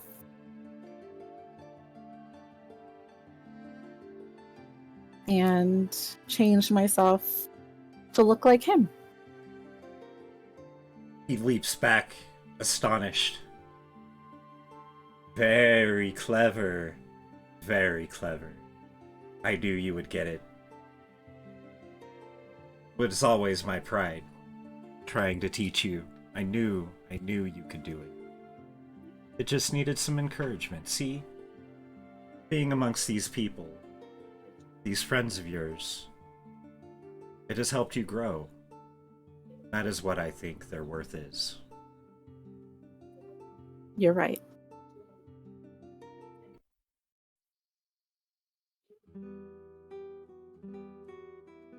Okay. Cheers. start to rise up from the former prisoners as the boats come into view.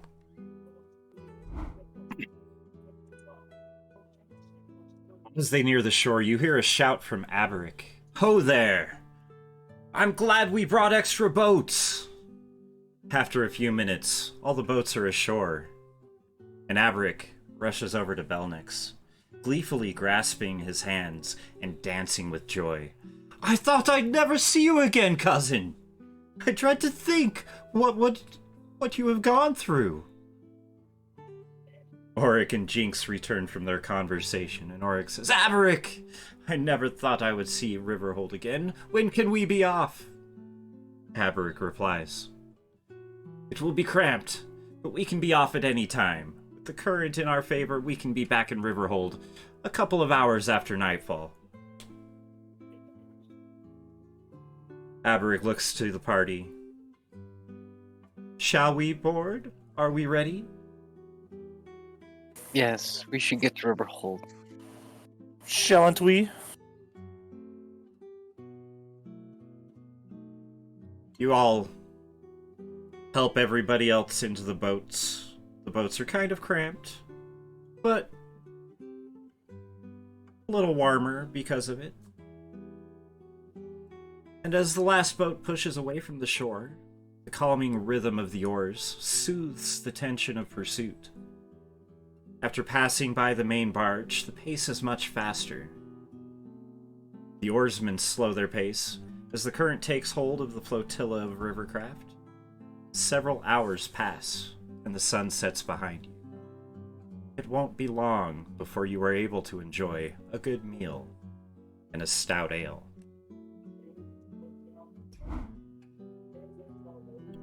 Teg. Mm-hmm.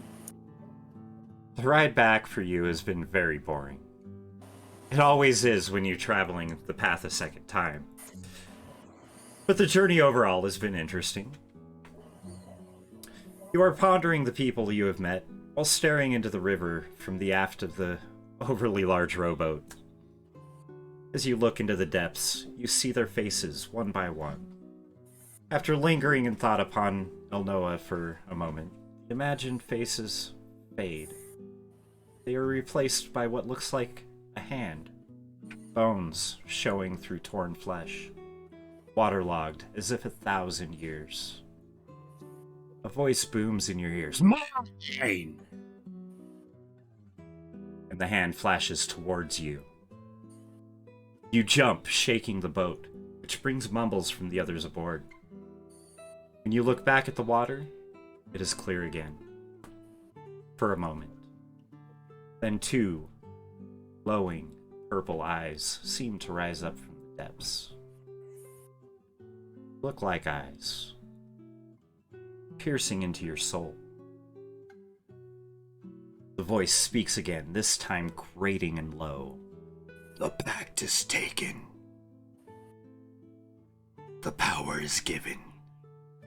You are mine. This time you hold your composure. The eyes do not fade. The hand reaches back up from the depths, this time holding something. A book? Its pages are power.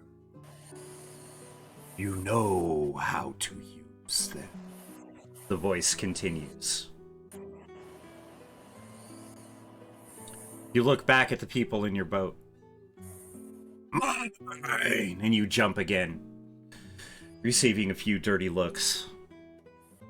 And in your hand is the book, of perfect quality, with fine inscriptions of ships crossing the waves in the binding.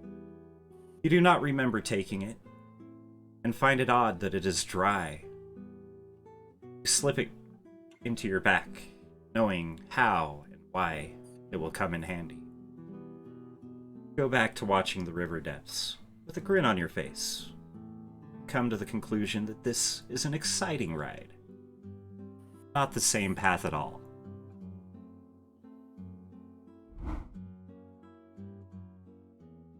Sounds great. I love books. I read one with about a sandworm once. Yes.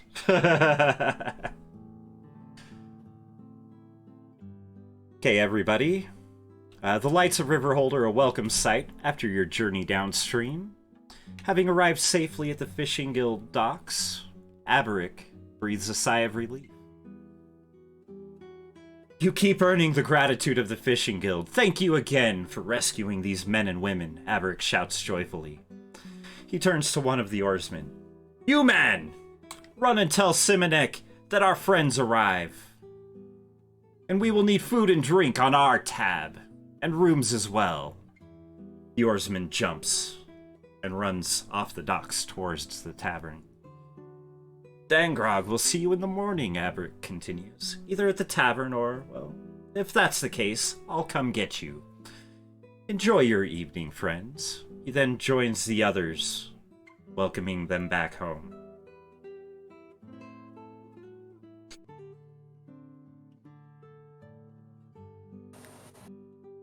Well, you heard him. Right. There's food and drink to be had. Not wasting any time, like, waiting for that drink to be taken by anyone else. Yep. Okay. That'd be And fast. food and drink, or is there gold involved? Well, you already were promised gold. Dangrog will take care of that in the morning. You know that. We never did split that 80 gold. We need to and 60 silver, 84 Yeah, gold. well, And, More than that.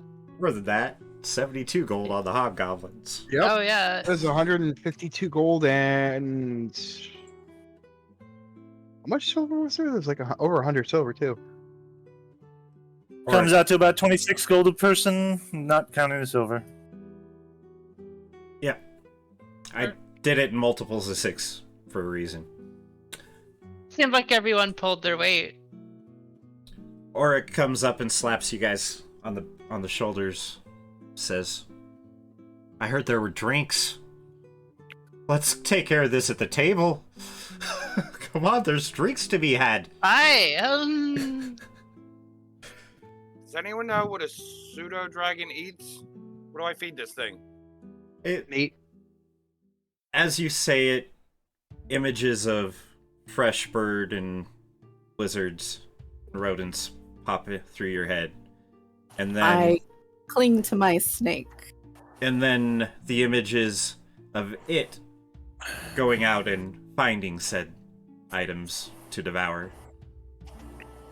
I tell it it can go hunt if that's what it wants to do.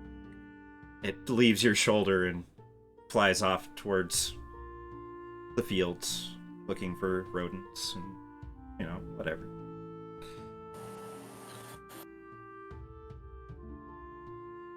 As you enter the salty halfling with Oric, Simonek is waiting next to a table. Mugs and pitchers of ale filling the center. There's our guests of honor! Twice now you have come to the rescue of our fair citizens and patrons, he shouts joyously. Come now, have a seat, the ale is ready! We have a goose nearly ready to come out, prime cuts of venison on the grill, and as always, plenty of fish, if that's what you would like. He motions you to the table, and then rushes to grab another mug for Oric.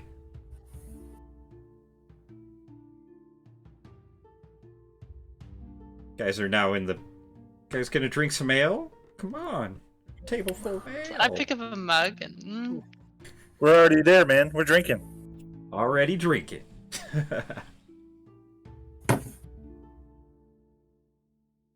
So, this is I- awkward, but I kind of I forgot everybody's names.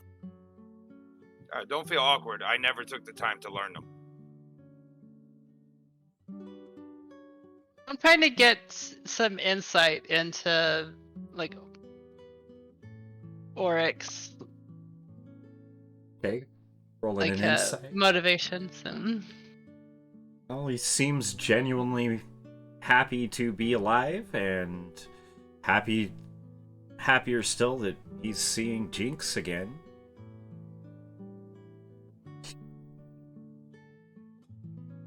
all right. So And Jinx had a question to the table. right. I don't think any of you have introduced yourselves except for Ravinia.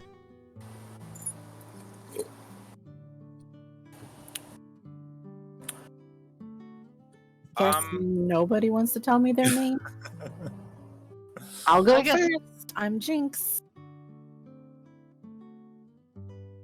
I'll go next. I'm Elnoa, like I am like normally not as reserved as I am, but like I don't know what's been going on these last days, but I guess you all lot seem alright.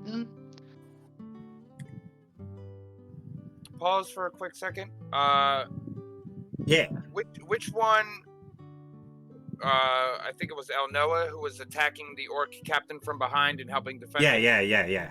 All right, I stand up from the table, walk over to El Noah, stick my hand out, introduce myself, and say, "You're a very strong fighter, and thank you for assisting me." And everyone else, I don't even look at. What thanks are needed? Over the table, I stare at Jinx while holding my drink and cast a spell of minor illusion that just makes a little tentacle on the table. Antique tentacle appears in the center of the table. Kind of coming out of one of the pitchers. And then I just nod.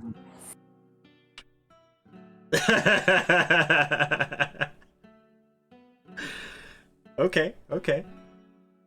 Is it a glowy tentacle? Of course it's a glowy tentacle. Yeah.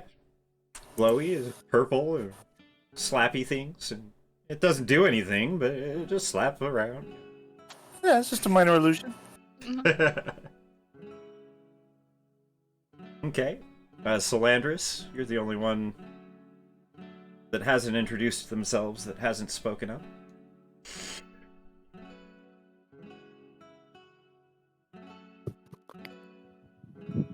I walk up to Solandris and say, "I respect how you were able to handle those 8 goblins all at the same time. Very impressive." Same thing, show a sign of respect, and then go back to what I was doing. I just look at him like, where'd this come from? I don't say it, but that's the look I give him. Like, I'm playing my character to the T. They earned their respect. I'm still surprised. Simonek comes back out with the mug for Auric, slaps it on the table. It's already full of ale. Auric picks it up, starts chugging. "Thank you, Simonek," he says. "That was one hell of a journey for all of us, though much more troublesome for us. You know, we kind of didn't get to eat for a week." "Where's the food, Simonek?" Simonek looks at Auric, looks back at the table, everybody at the table, and says, "Well, what would everybody like?" Goose. What's beyond the menu tonight? We have goose, venison, fish, and variety of, little side dishes, potatoes, corn.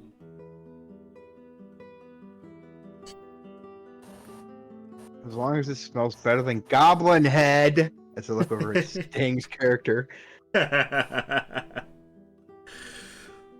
pull a skull out of my bag and Oh, as a display. It's a clean skull now. Simonek looks at the blackened skull and well, you certainly have fun. Kind of rolls his eyes as he turns around and walks off. Goes and grabs you guys all the plates. Starts bringing them out. You guys have. think a variety, please. As he's You guys walking have away. you guys get literally everything that he said thrown onto the table, and eat what you want. It's a buffet. The evening. Go ahead. Are there any dancers? No. There's just a few fishermen at the counter. You notice Dangrog isn't even here.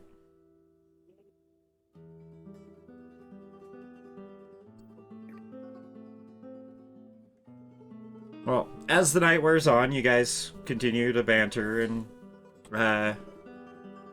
eat, drink, be merry, enjoy the fact that you're back not in. dead? Yeah, you guys are back in civilization. You did not horribly die to the hands of goblins and hobgoblins. You guys all go up to your rooms, and retire for the night. Except for you, Alana. Oh, wrong button. Noah, I'm sorry.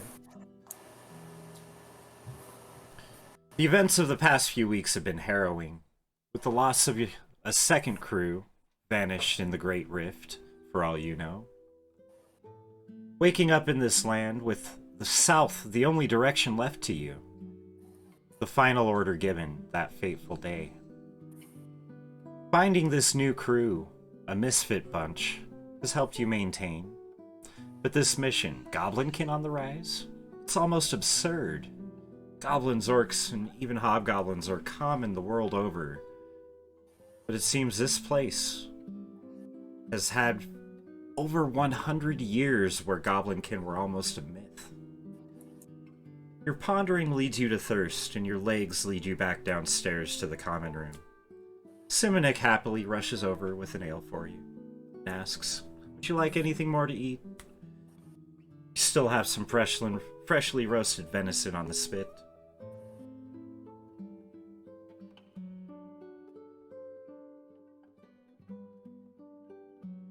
Noah?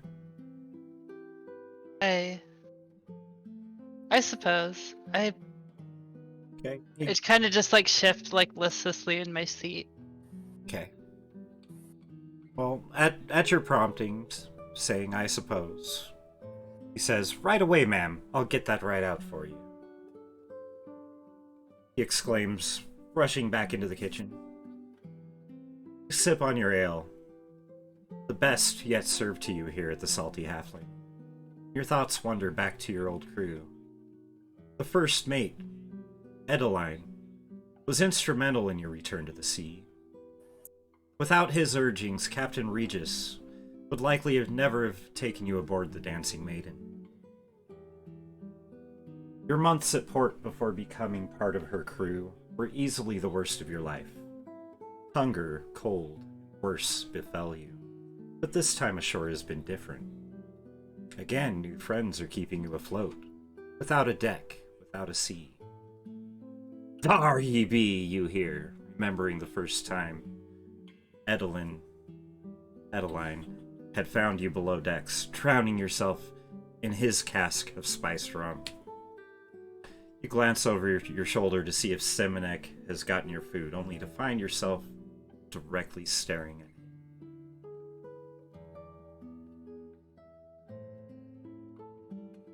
What are you looking at? That's how you greet me? I've been looking for you everywhere in this cursed land. I thought you told me to go down south. The captain, yes, he screamed out, "South." Well, this is south. Far more south than I fear we've ever been. Dancing Maiden, is she okay? No. The Dancing Maiden, she rests at the bottom more than likely. I'm not sure what happened that fateful day, but I did get a hold of the captain's log. He seems to have been coming in this direction to find an artifact. Forgive my gruff greeting. I doubted you were actually here. I you. The first familiar face in this land. At least there are signs of familiarity here and there. The gods are the same. But this land is strange. Must be careful. Do not do not speak of your time back home. These people, the mere mention of anywhere outside of the rift, they claim you mad. They throw stones, and you notice he shakes his hand and kind of hides it.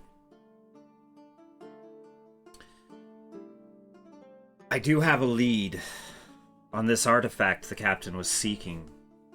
Maybe it will help us find a way out, back to home, back to our seas.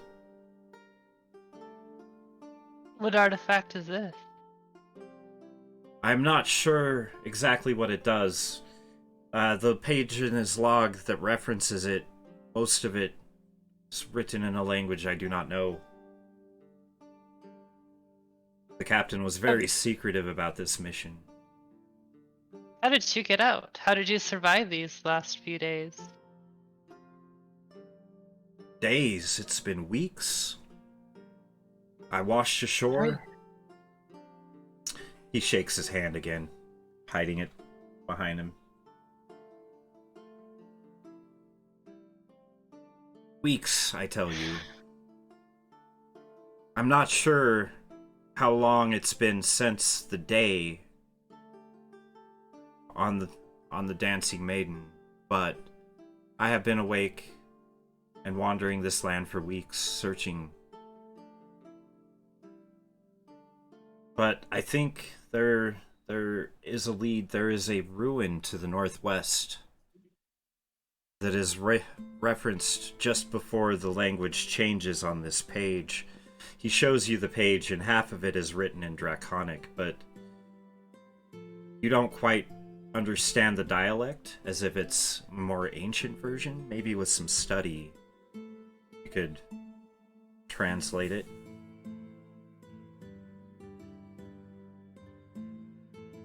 He shakes his hand again,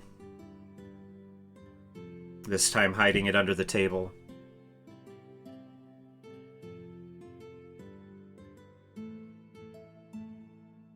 As he passes it under the table, it almost looks as if there is steam or a vapor coming off of the fingertips.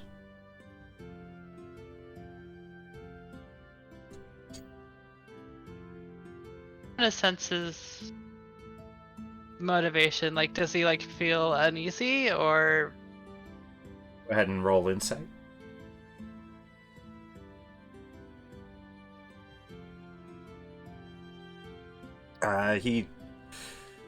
He's definitely trying to hide his hand. You can tell that there's something going on with it. are you okay, mate? It's nothing. I will be fine. I will be fine. As the night goes on, you two catch up. He tells you what little he's learned about Kubrad and the surrounding areas. He lets you know that he'll be around for a few days. He does understand that you've got other friends now. He saw you in the common room earlier, enjoying the party. If you want to contact me, I will be here in the evenings. Just let me know if you want to journey to help me find this piece of this artifact. It was the captain's last wish, his last order to the south, and we'll go. But we may have already gone too far south.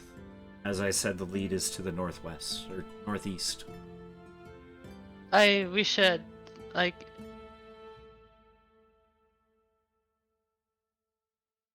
I don't know what my place is here, and I want to get back to the crew. Have you heard about any of the crew? I have not seen another soul. You were the first. The fact that I even caught wind of you is a miracle. You still wearing your blue outfit. That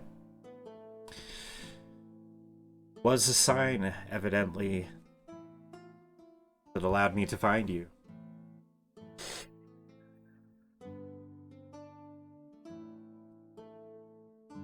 I think we both know we need to take care of the captain's wishes first.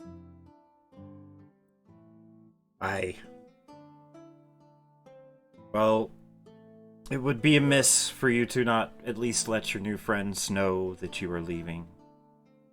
Aye, shall we meet again tomorrow evening? That would be splendid. Let's make a plan for that.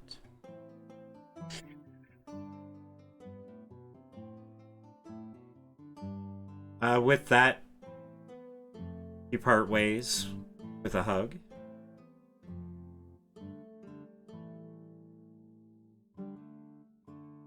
Return to your room and sleep well on into morning.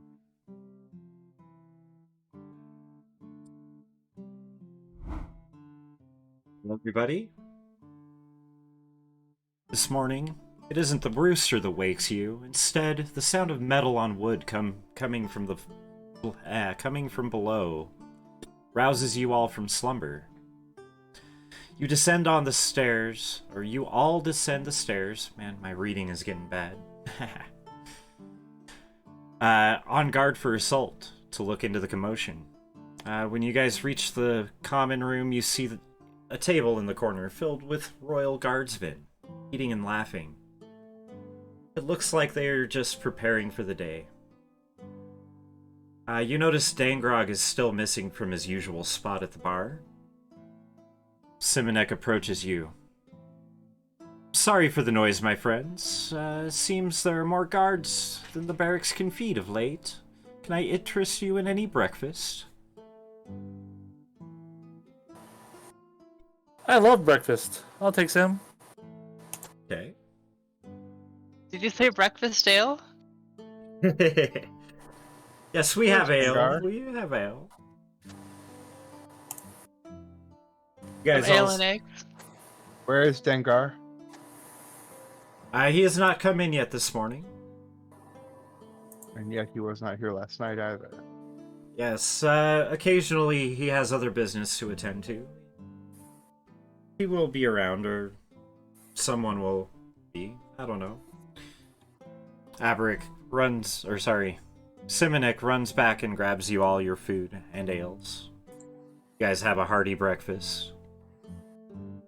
As you're finishing up, Aberic enters, a smile on his face. Hello, everyone! It looks like Dangrog is stuck in his other duties today, but that's okay. We will just go to him. What other duties? You will see when we get there. If you're ready, we shall be off.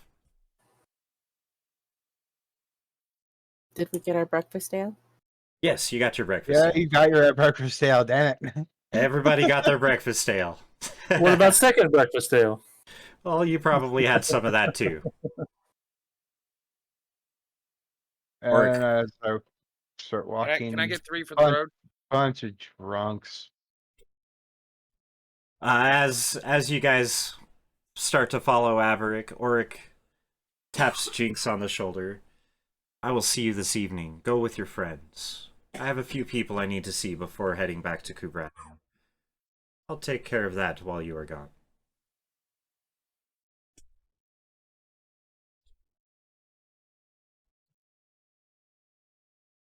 Okay. Tunes are done.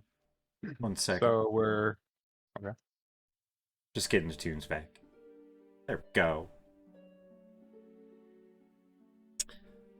Go ahead, Raven. I was gonna say, what are we doing? We're following somebody to some Yeah. place. Aberic leads you across the river, flipping the ferryman a gold coin as you cross, to a large monastery to the east of the market. A large sigil bearing a rendition of the ocean, both calm on one side and wild and wavy on the other. is displayed on the face of the building above the main doors. He guides you inside and into the great worship hall, lined with art, nets, and oaken buoys, fishing lures of all sizes. Columns rise, holding aloft a great ceiling covered in murals depicting sea voyages and river voyages. Averick pauses in front of the main altar, which is covered in fish and fruits, and then takes you into an alcove through elaborate blue and gold curtains. Passing through, you enter into an elaborate mass of curtains, tapestries, and pillows, with a short desk to one end. From behind the desk, Dangrog greets you. "Welcome, my friends, to my curse. Please get comfortable," he says with a laugh, the fishhooks in his hair Your jingling. curse? I apologize for being less forthcoming about my position, you see. But I prefer a good laugh, a cold ale, and a day on the lake over the dusty tomes of my priesthood. But responsibilities cannot be avoided, and a high priest must do his duties. Averick pours you each a glass of wine and takes a seat to the left of Dangrog. Then Dangrog continues. "Thank you, Averick. Also, thank you all. You have rescued a great many people this past week. Good men and women, both from the clutches of the depths and of the goblin kin. And for that, you must be rewarded." Averick picks up a large sack off the desk and presents it to you. If you look, there's 300 coin in there. Gold. Tell me of your journey that I might know, Dangrog asks.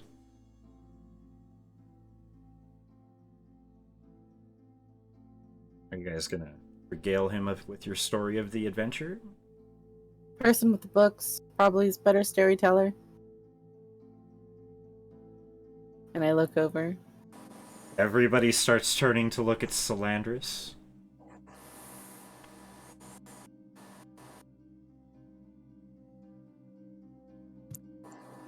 Anytime, Slacker. Salandris, Dangrog was asking you to regale him with the tales of your journey.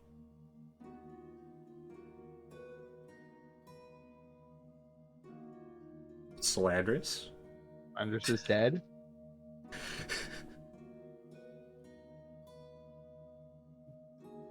Andres hasn't actually moved for like 10 minutes, so... He just DM'd me. His mic is dead at the moment. He's trying to fix it. Convenient. Excuses. Well, you guys tell him, between the bunch of you, a slipshod version of the story. I don't know, are you guys leaving out the torching? The burning of the skull? We don't say anything about that stuff. I mean, that's a little... never happened. You guys are making stuff up. Okay. Dangrog laughs. He says, "A grand adventure indeed to have been there, but I have another favor to ask of you. This favor will be partially rewarded beforehand. I wish you to attend an audience with Lord Highlance. It is my understanding that he intends to seek the aid of adventurers to look into something in the mountains above the mining camp. This may have something to do with this rise of goblin kind to the west. To attend as an adventuring party would require you to be licensed by the crown, or at least requesting to be licensed." Averick pipes up, "And that's where I come in!" Dangrog looks sideways at Averick. "Yes, he will take care of the red tape, and that will be the early part of your reward. My only interest is in keeping my crew safe, and my crew is all who grace these halls in faith. If you are able to win his contract, there will be further reward, in addition to whatever the Lord offers. There is just one thing." Oh, sorry. Averick, sensing that Dangrog is finally finished, says, "There is just one thing, for the paperwork. What do we call your group?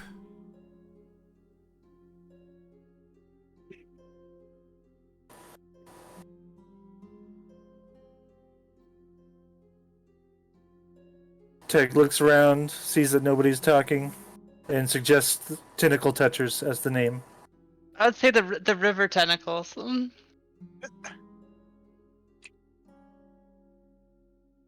Interesting choices. Seems like you need to discuss. Can I go with the name I'm not with them?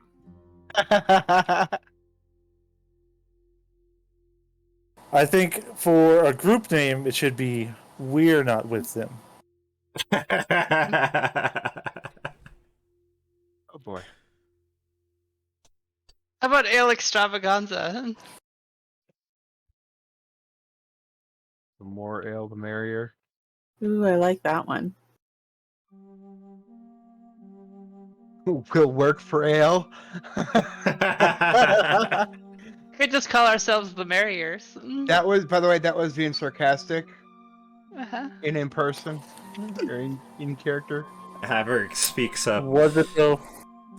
These are great suggestions. Feel free to discuss. He pours some more wine for everybody. We do need to know before we can start this. Dangrog looks over and says, they have several days before the audience. If they need it, they can have the time. He looks at you guys. Pardon me, audience. What's going on?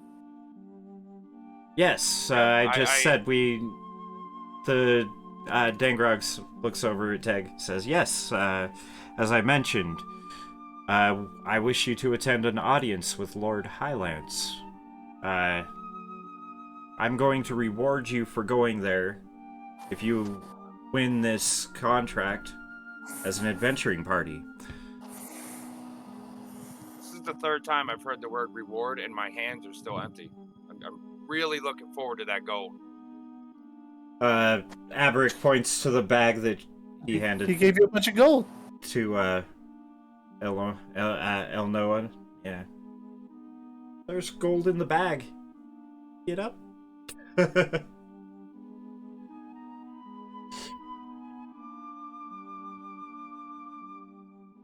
Yeah, So but that's the party's loot. I'm talking me individually. You need me to go there. I'm gonna need a little extra incentive. Averick says, well, the fact that we're sponsoring your adventuring party is going to save you 1,000 gold. Plus, Dangrog will be rewarding you. In addition, you're getting double pay if things work out correctly. Averick is confused as to your hesitation. Just curious. Things as well. What's the average price for slaves in your lands? Like, Oh god. Slaves are illegal in Kubrad. this country sucks. Oh god.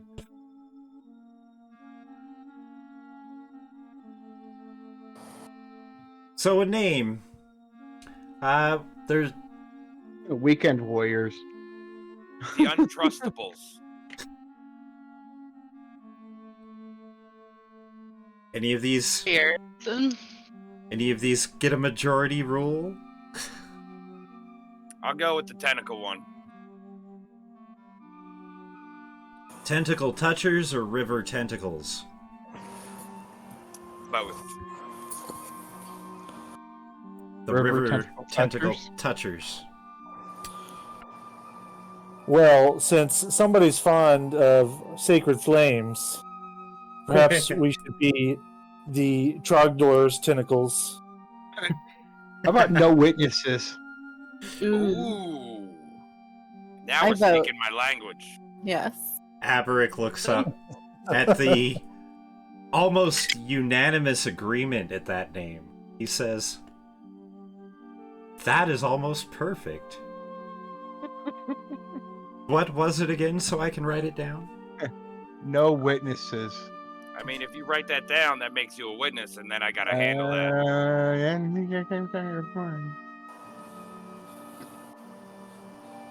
You see Reaper over in the corner readying Sacred Flame? No. No, I'm not trying to burn the house down. Maverick says the only We'll writing it deal will with it. be on the forms for your adventuring licensing. Now, this adventure's license, those of you from Kubrad know, will grant you the ability to purchase and own land and access to certain garrisons, including the wizards, the royal wizards who craft magical items. So, very beneficial. The untrustable tentacles, Fevrog suggests. No witnesses. No witnesses. Okay. Averick says that will be perfect. Starts writing down on this scroll. Dangrog says, well, with the business settled, you have several days before the audience. Is there anything you would like to know? Who is this person we supposedly have an audience or gonna have an audience with? Lord Highlance of the Manor in the Fort is the king's agent in this area. He will, Anything- go ahead. Anything fun to do around here? We have shops. We have a supply boat arriving in another 2 days. The taverns. And what is this task that they will be, or that we are auditioning for?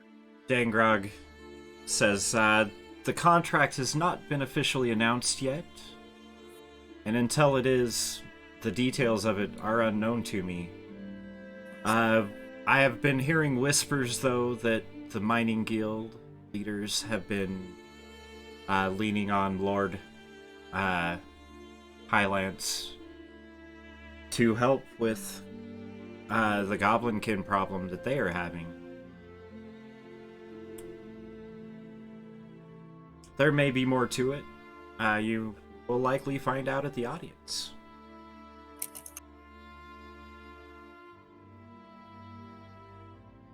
All right.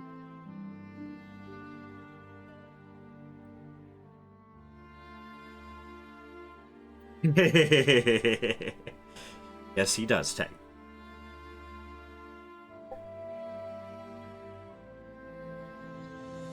No problem, Solandris. No problem.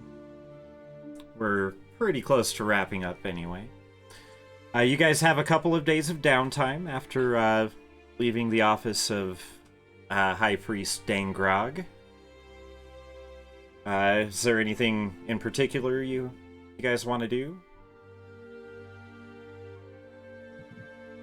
Scout out locations for a lair.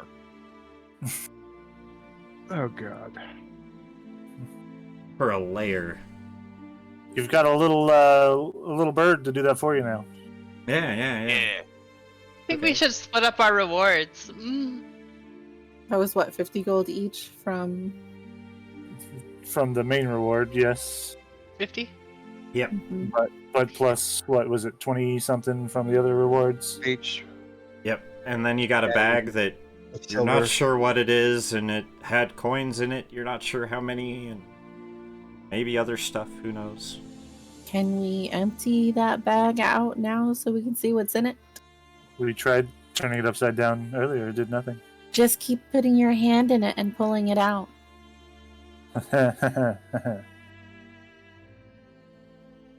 Master of Tentacles should be great at that. If Solandris Oh, God. if Solandris could speak, she would say something along the lines of, I need to be able to work with this item for a little bit, and I should be able to tell you what it is. You can work with it when it's empty.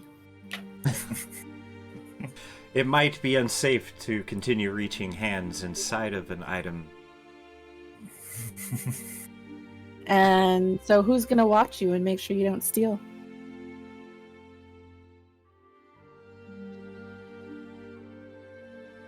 Any of you can accompany me while I study this. It takes mere 10 minutes of ritual. Do it now, right in front of us all. I'll, You're fine. yeah, I want to like check if I like see if I can see any signs of Wait, okay. deception. How far can you put your hand in? Are you gonna try? I'm having Huh? Slanders. I'm having Slanders do it. Oh, Yeah, Slanders can try. He's the one who's got it now. He's doing his 10-minute ritual or whatever. okay. Well, if Salandris is there, he sets it down in front of him, lays out an array of stones around it. No. Before you do that, put your hand in. How far can you go? Keep going. Come Salandris on. raises a finger and says, "Hold on, let us find out what it is." Starts making motions around it. You see patterns weaving, I grab Sting's hand lights and put lifting it up. and shove it as far as I can push it down. Salandris looks at you and, well, this will certainly complicate my ritual. I will have to begin again. As Fine, Sting's, you're only as started. Reaper's hand reaches all the way down up, the bag goes all the way up to his shoulder, Dude, that's just how I like it. All right, and then he pulls it back out. you want to go in? Can I turn All the the way? bag inside out? No. That would be bad. Do you turn the bag inside out? If I'm physically able to, like, I'm assuming he has it for his ritual. But, yeah. It's you on the could- table. It's on the table in front of him. You could pick it up. I'm and take literally, I have your other arm and grabbing one arm and one leg. I'm like, you want to go in? it. I pull my arm back and then turn the bag inside out. Okay, I so take you off running when he does that. I'm kidding. okay. I gotta look it up real quick. Make sure, because I know it does stuff For the when you do record, that. we're all dead, as you now just made a black hole. Probably, yeah. What? Right. Nah. If it's what I think it I is, I'm smack pretty him- sure I that's smack not what him happened. before he actually turns it inside out. No, Okay. I turned it No. inside out. No. I'm running. Let's see. There we are. On my way, grab Jinx right around the waist and start running as this thing expands. Everything inside of it spills out onto the floor. There is a pile of coin, gold. 3 gems. One is a yellow gem, one is a black gem, one is a blue gem. All of them polished. They're not great gems. There is a gold ring. There is a sheathed dagger. And a small vial inside. I reach for the ring. You I ran reached for the- away. I reach for the Not dagger. actually, that did metagaming. I'm not actually gonna do that. I'm eyeing that dagger. Have I seen its like before? Yo, I'm preparing dagger Eldritch looks- Blast for whoever runs at the loot. The dagger. We're all sitting at a table. Yeah, you guys are all sitting at a table. You can look at it though, and The dagger looks very fine. The sheath that it's in is inlaid with silver and gold.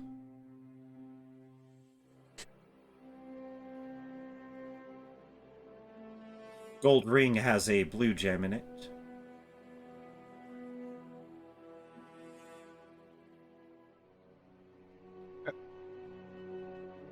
Take the ring. Okay. Do you put it on?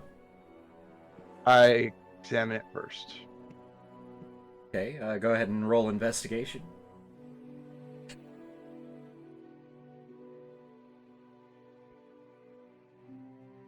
$18.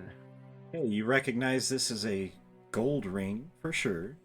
You did the tooth test. It dented a little bit. Oh! The blue stone in it is a polished turquoise. You figure it's probably worth about 180 gold pieces. I'm happy with the ring. Guys, count the coin. Investigate. You guys can all split up the rest. Yes, how much coin is there? Okay. Tegus counts the coin quickly. Comes to a total of 750 gold pieces. Very nice.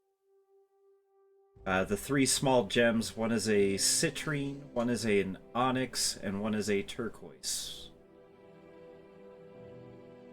Then So the blue one's like the one in the yep. ring. Yep.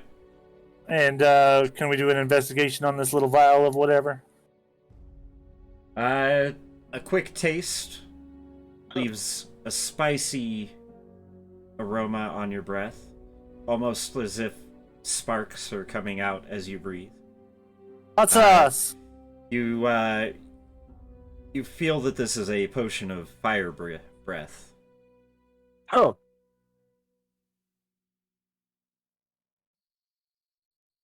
I want to investigate that dagger. I just slowly hide the potion of fire breath away from Reaper. Okay. He's gonna notice. As everyone's looking at the potion and the gems, I would just walk away with the bag.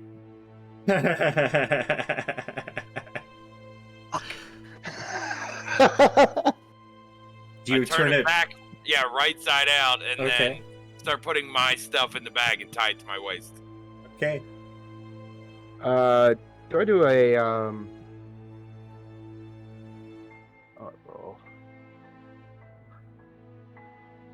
Can I do a perception roll to see that he's walking away with the bag? Yeah, go ahead. 11. Yeah, he just walked away. You're not sure what was going on. He left the table. You do notice the bag isn't gone or isn't on the table anymore. I look over. Do you want to find out what that is first, or no? Yeah, it's a bag. Looks great. It's an accessory. Right. Salandris looks, with just a few minutes, I can tell you exactly what this bag is. As well as this dagger, a few more minutes. I put it back on the table. That dagger. While you guys were discussing, ring down for him to examine the ring as well. While you guys were discussing the bag and the contents, Salandris was over kind of fiddling with his magical orb. But now he sets up the stones again around the bag. Lights start dancing up from the stones, creating patterns around the bag. After about 10 minutes of this weaving of patterns, Salandris steps back and says, This bag can hold a great quantity, much greater than what it looks like. Be careful with this bag, though. Turning it inside out will just empty it, as we've seen, but if it is punctured, very, very bad things can happen. Be very careful with this bag. And now on to the dagger. He sets up the stones around the dagger, weaving the lights again. The patterns. This dagger, Salandris says, has a magical enchantment. Will aid in both hitting and damaging your opponents. The bag is a bag of holding, the classic magical item. And the dagger is a dagger +1. Ooh. Rock, paper, scissors, you for it.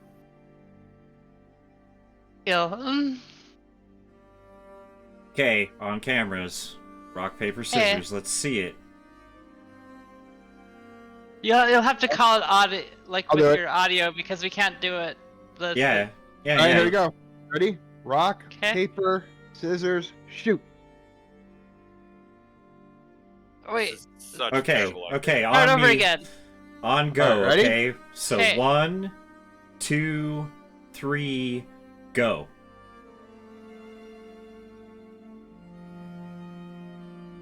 You got rock Okay. and paper. Paper wins, paper beats rock, so Jinx. Elnoa reaches out, grabs the dagger, and hands it to you.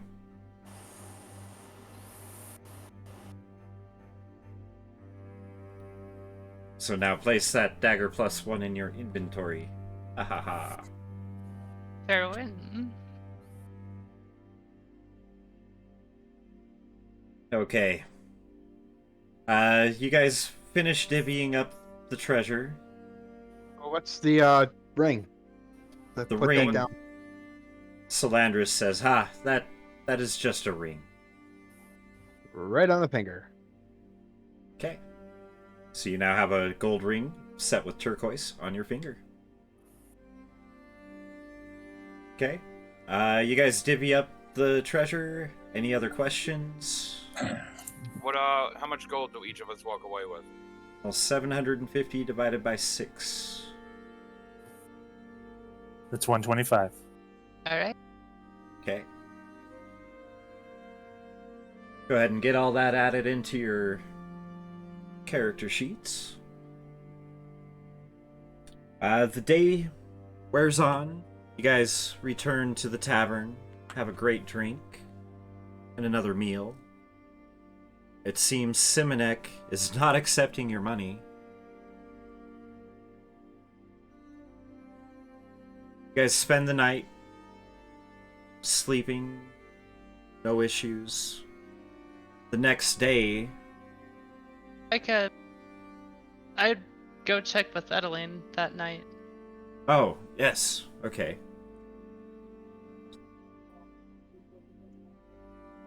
So Elnoa, that night,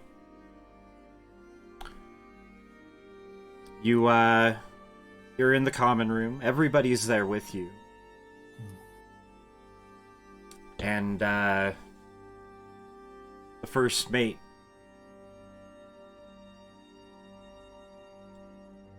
Edeline, comes in.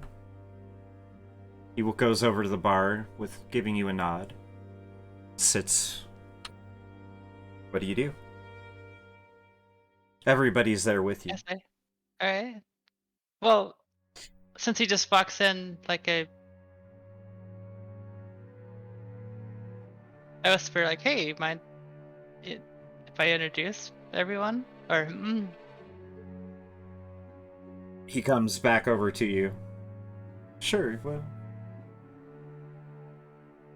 all right. Well, I like turn around like to the group and like I like tell them that Edeline's like the best mate I've ever had, and This man, he's Like, dressed similarly to Elnoa, all in blues of varying colors. Very marine, very nautical theme to his clothing. He says, "Hi, my name is Edeline. Elnoa and I were crew before." You notice he's very reserved with what he's saying. He doesn't want to give too much away. right. "It is nice to meet you all," he says. Well, these few have been helping me out these last few days. "A good crew, for sure," he says. "It is very nice to meet you all. May we talk, Elnoa, over at the bar?" Hi. Elnoa, you and him leave the table, go to the bar. You guys have a seat. "These are your friends, eh?" He They says seem to to you. be in a. Yeah, they do. They They do seem- seem like a good lot. You seem to have come into some money. That's good. Are we still set to go look after the captain's quest? We should. I haven't told them yet. Okay. Well, I'm not sure what to tell them. we should be leaving soon. I don't know. I could tell them that I have a request from vaguely about the captain's request, and it's Okay. we need to help Leave what you- happened. I will leave you after to our it. trip, so. Go ahead So- and let them know. I will be waiting. Go back to Okay. your table. Adeline stays at the bar.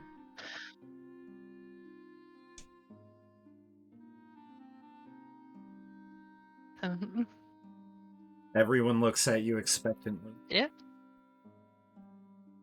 Yesterday I didn't even know he was alive, and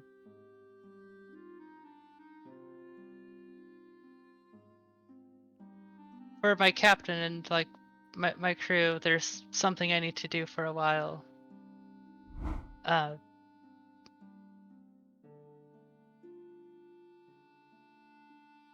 don't know if it'd cause you some delays, but I need to make a journey to the northeast, and I'm not sure if I'll make it back.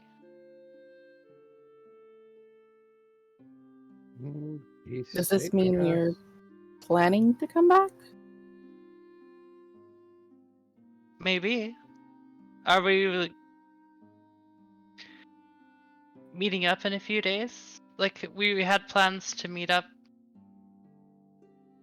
Elnoa, For the- you know that this journey is likely to take, from what Adeline has described, probably about a week and a half, 2 weeks. Okay.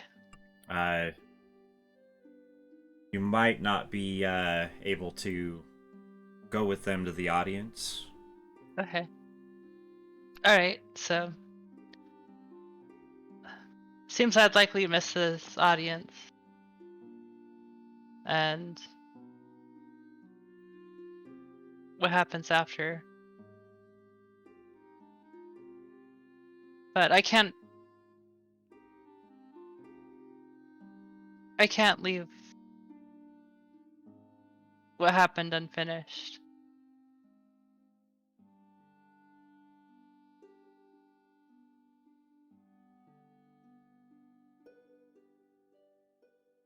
Solemn reserve. So hopefully Yeah. we'll meet up again someday. With solemn reserve, the party members, the friends that you have met, Elnoa, they all wish you well on your journey. They hope to see you again as soon as possible and understand that it is a dangerous world. Not all of us hope that. Well, Reaper, he stands back aloof, as he usually does.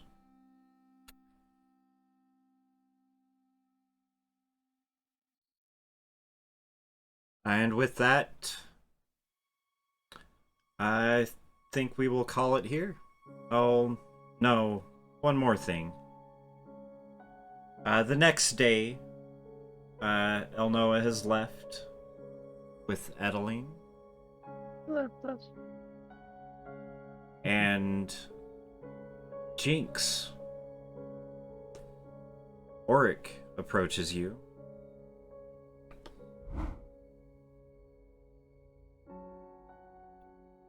Today will be the day we have to part, my lass. I am sorry that we have to go right after one of your friends has left, but I must go back to Kubrad and retrieve my spellbook copy. The goblins, you see. Burned it. Without When will which... Oh.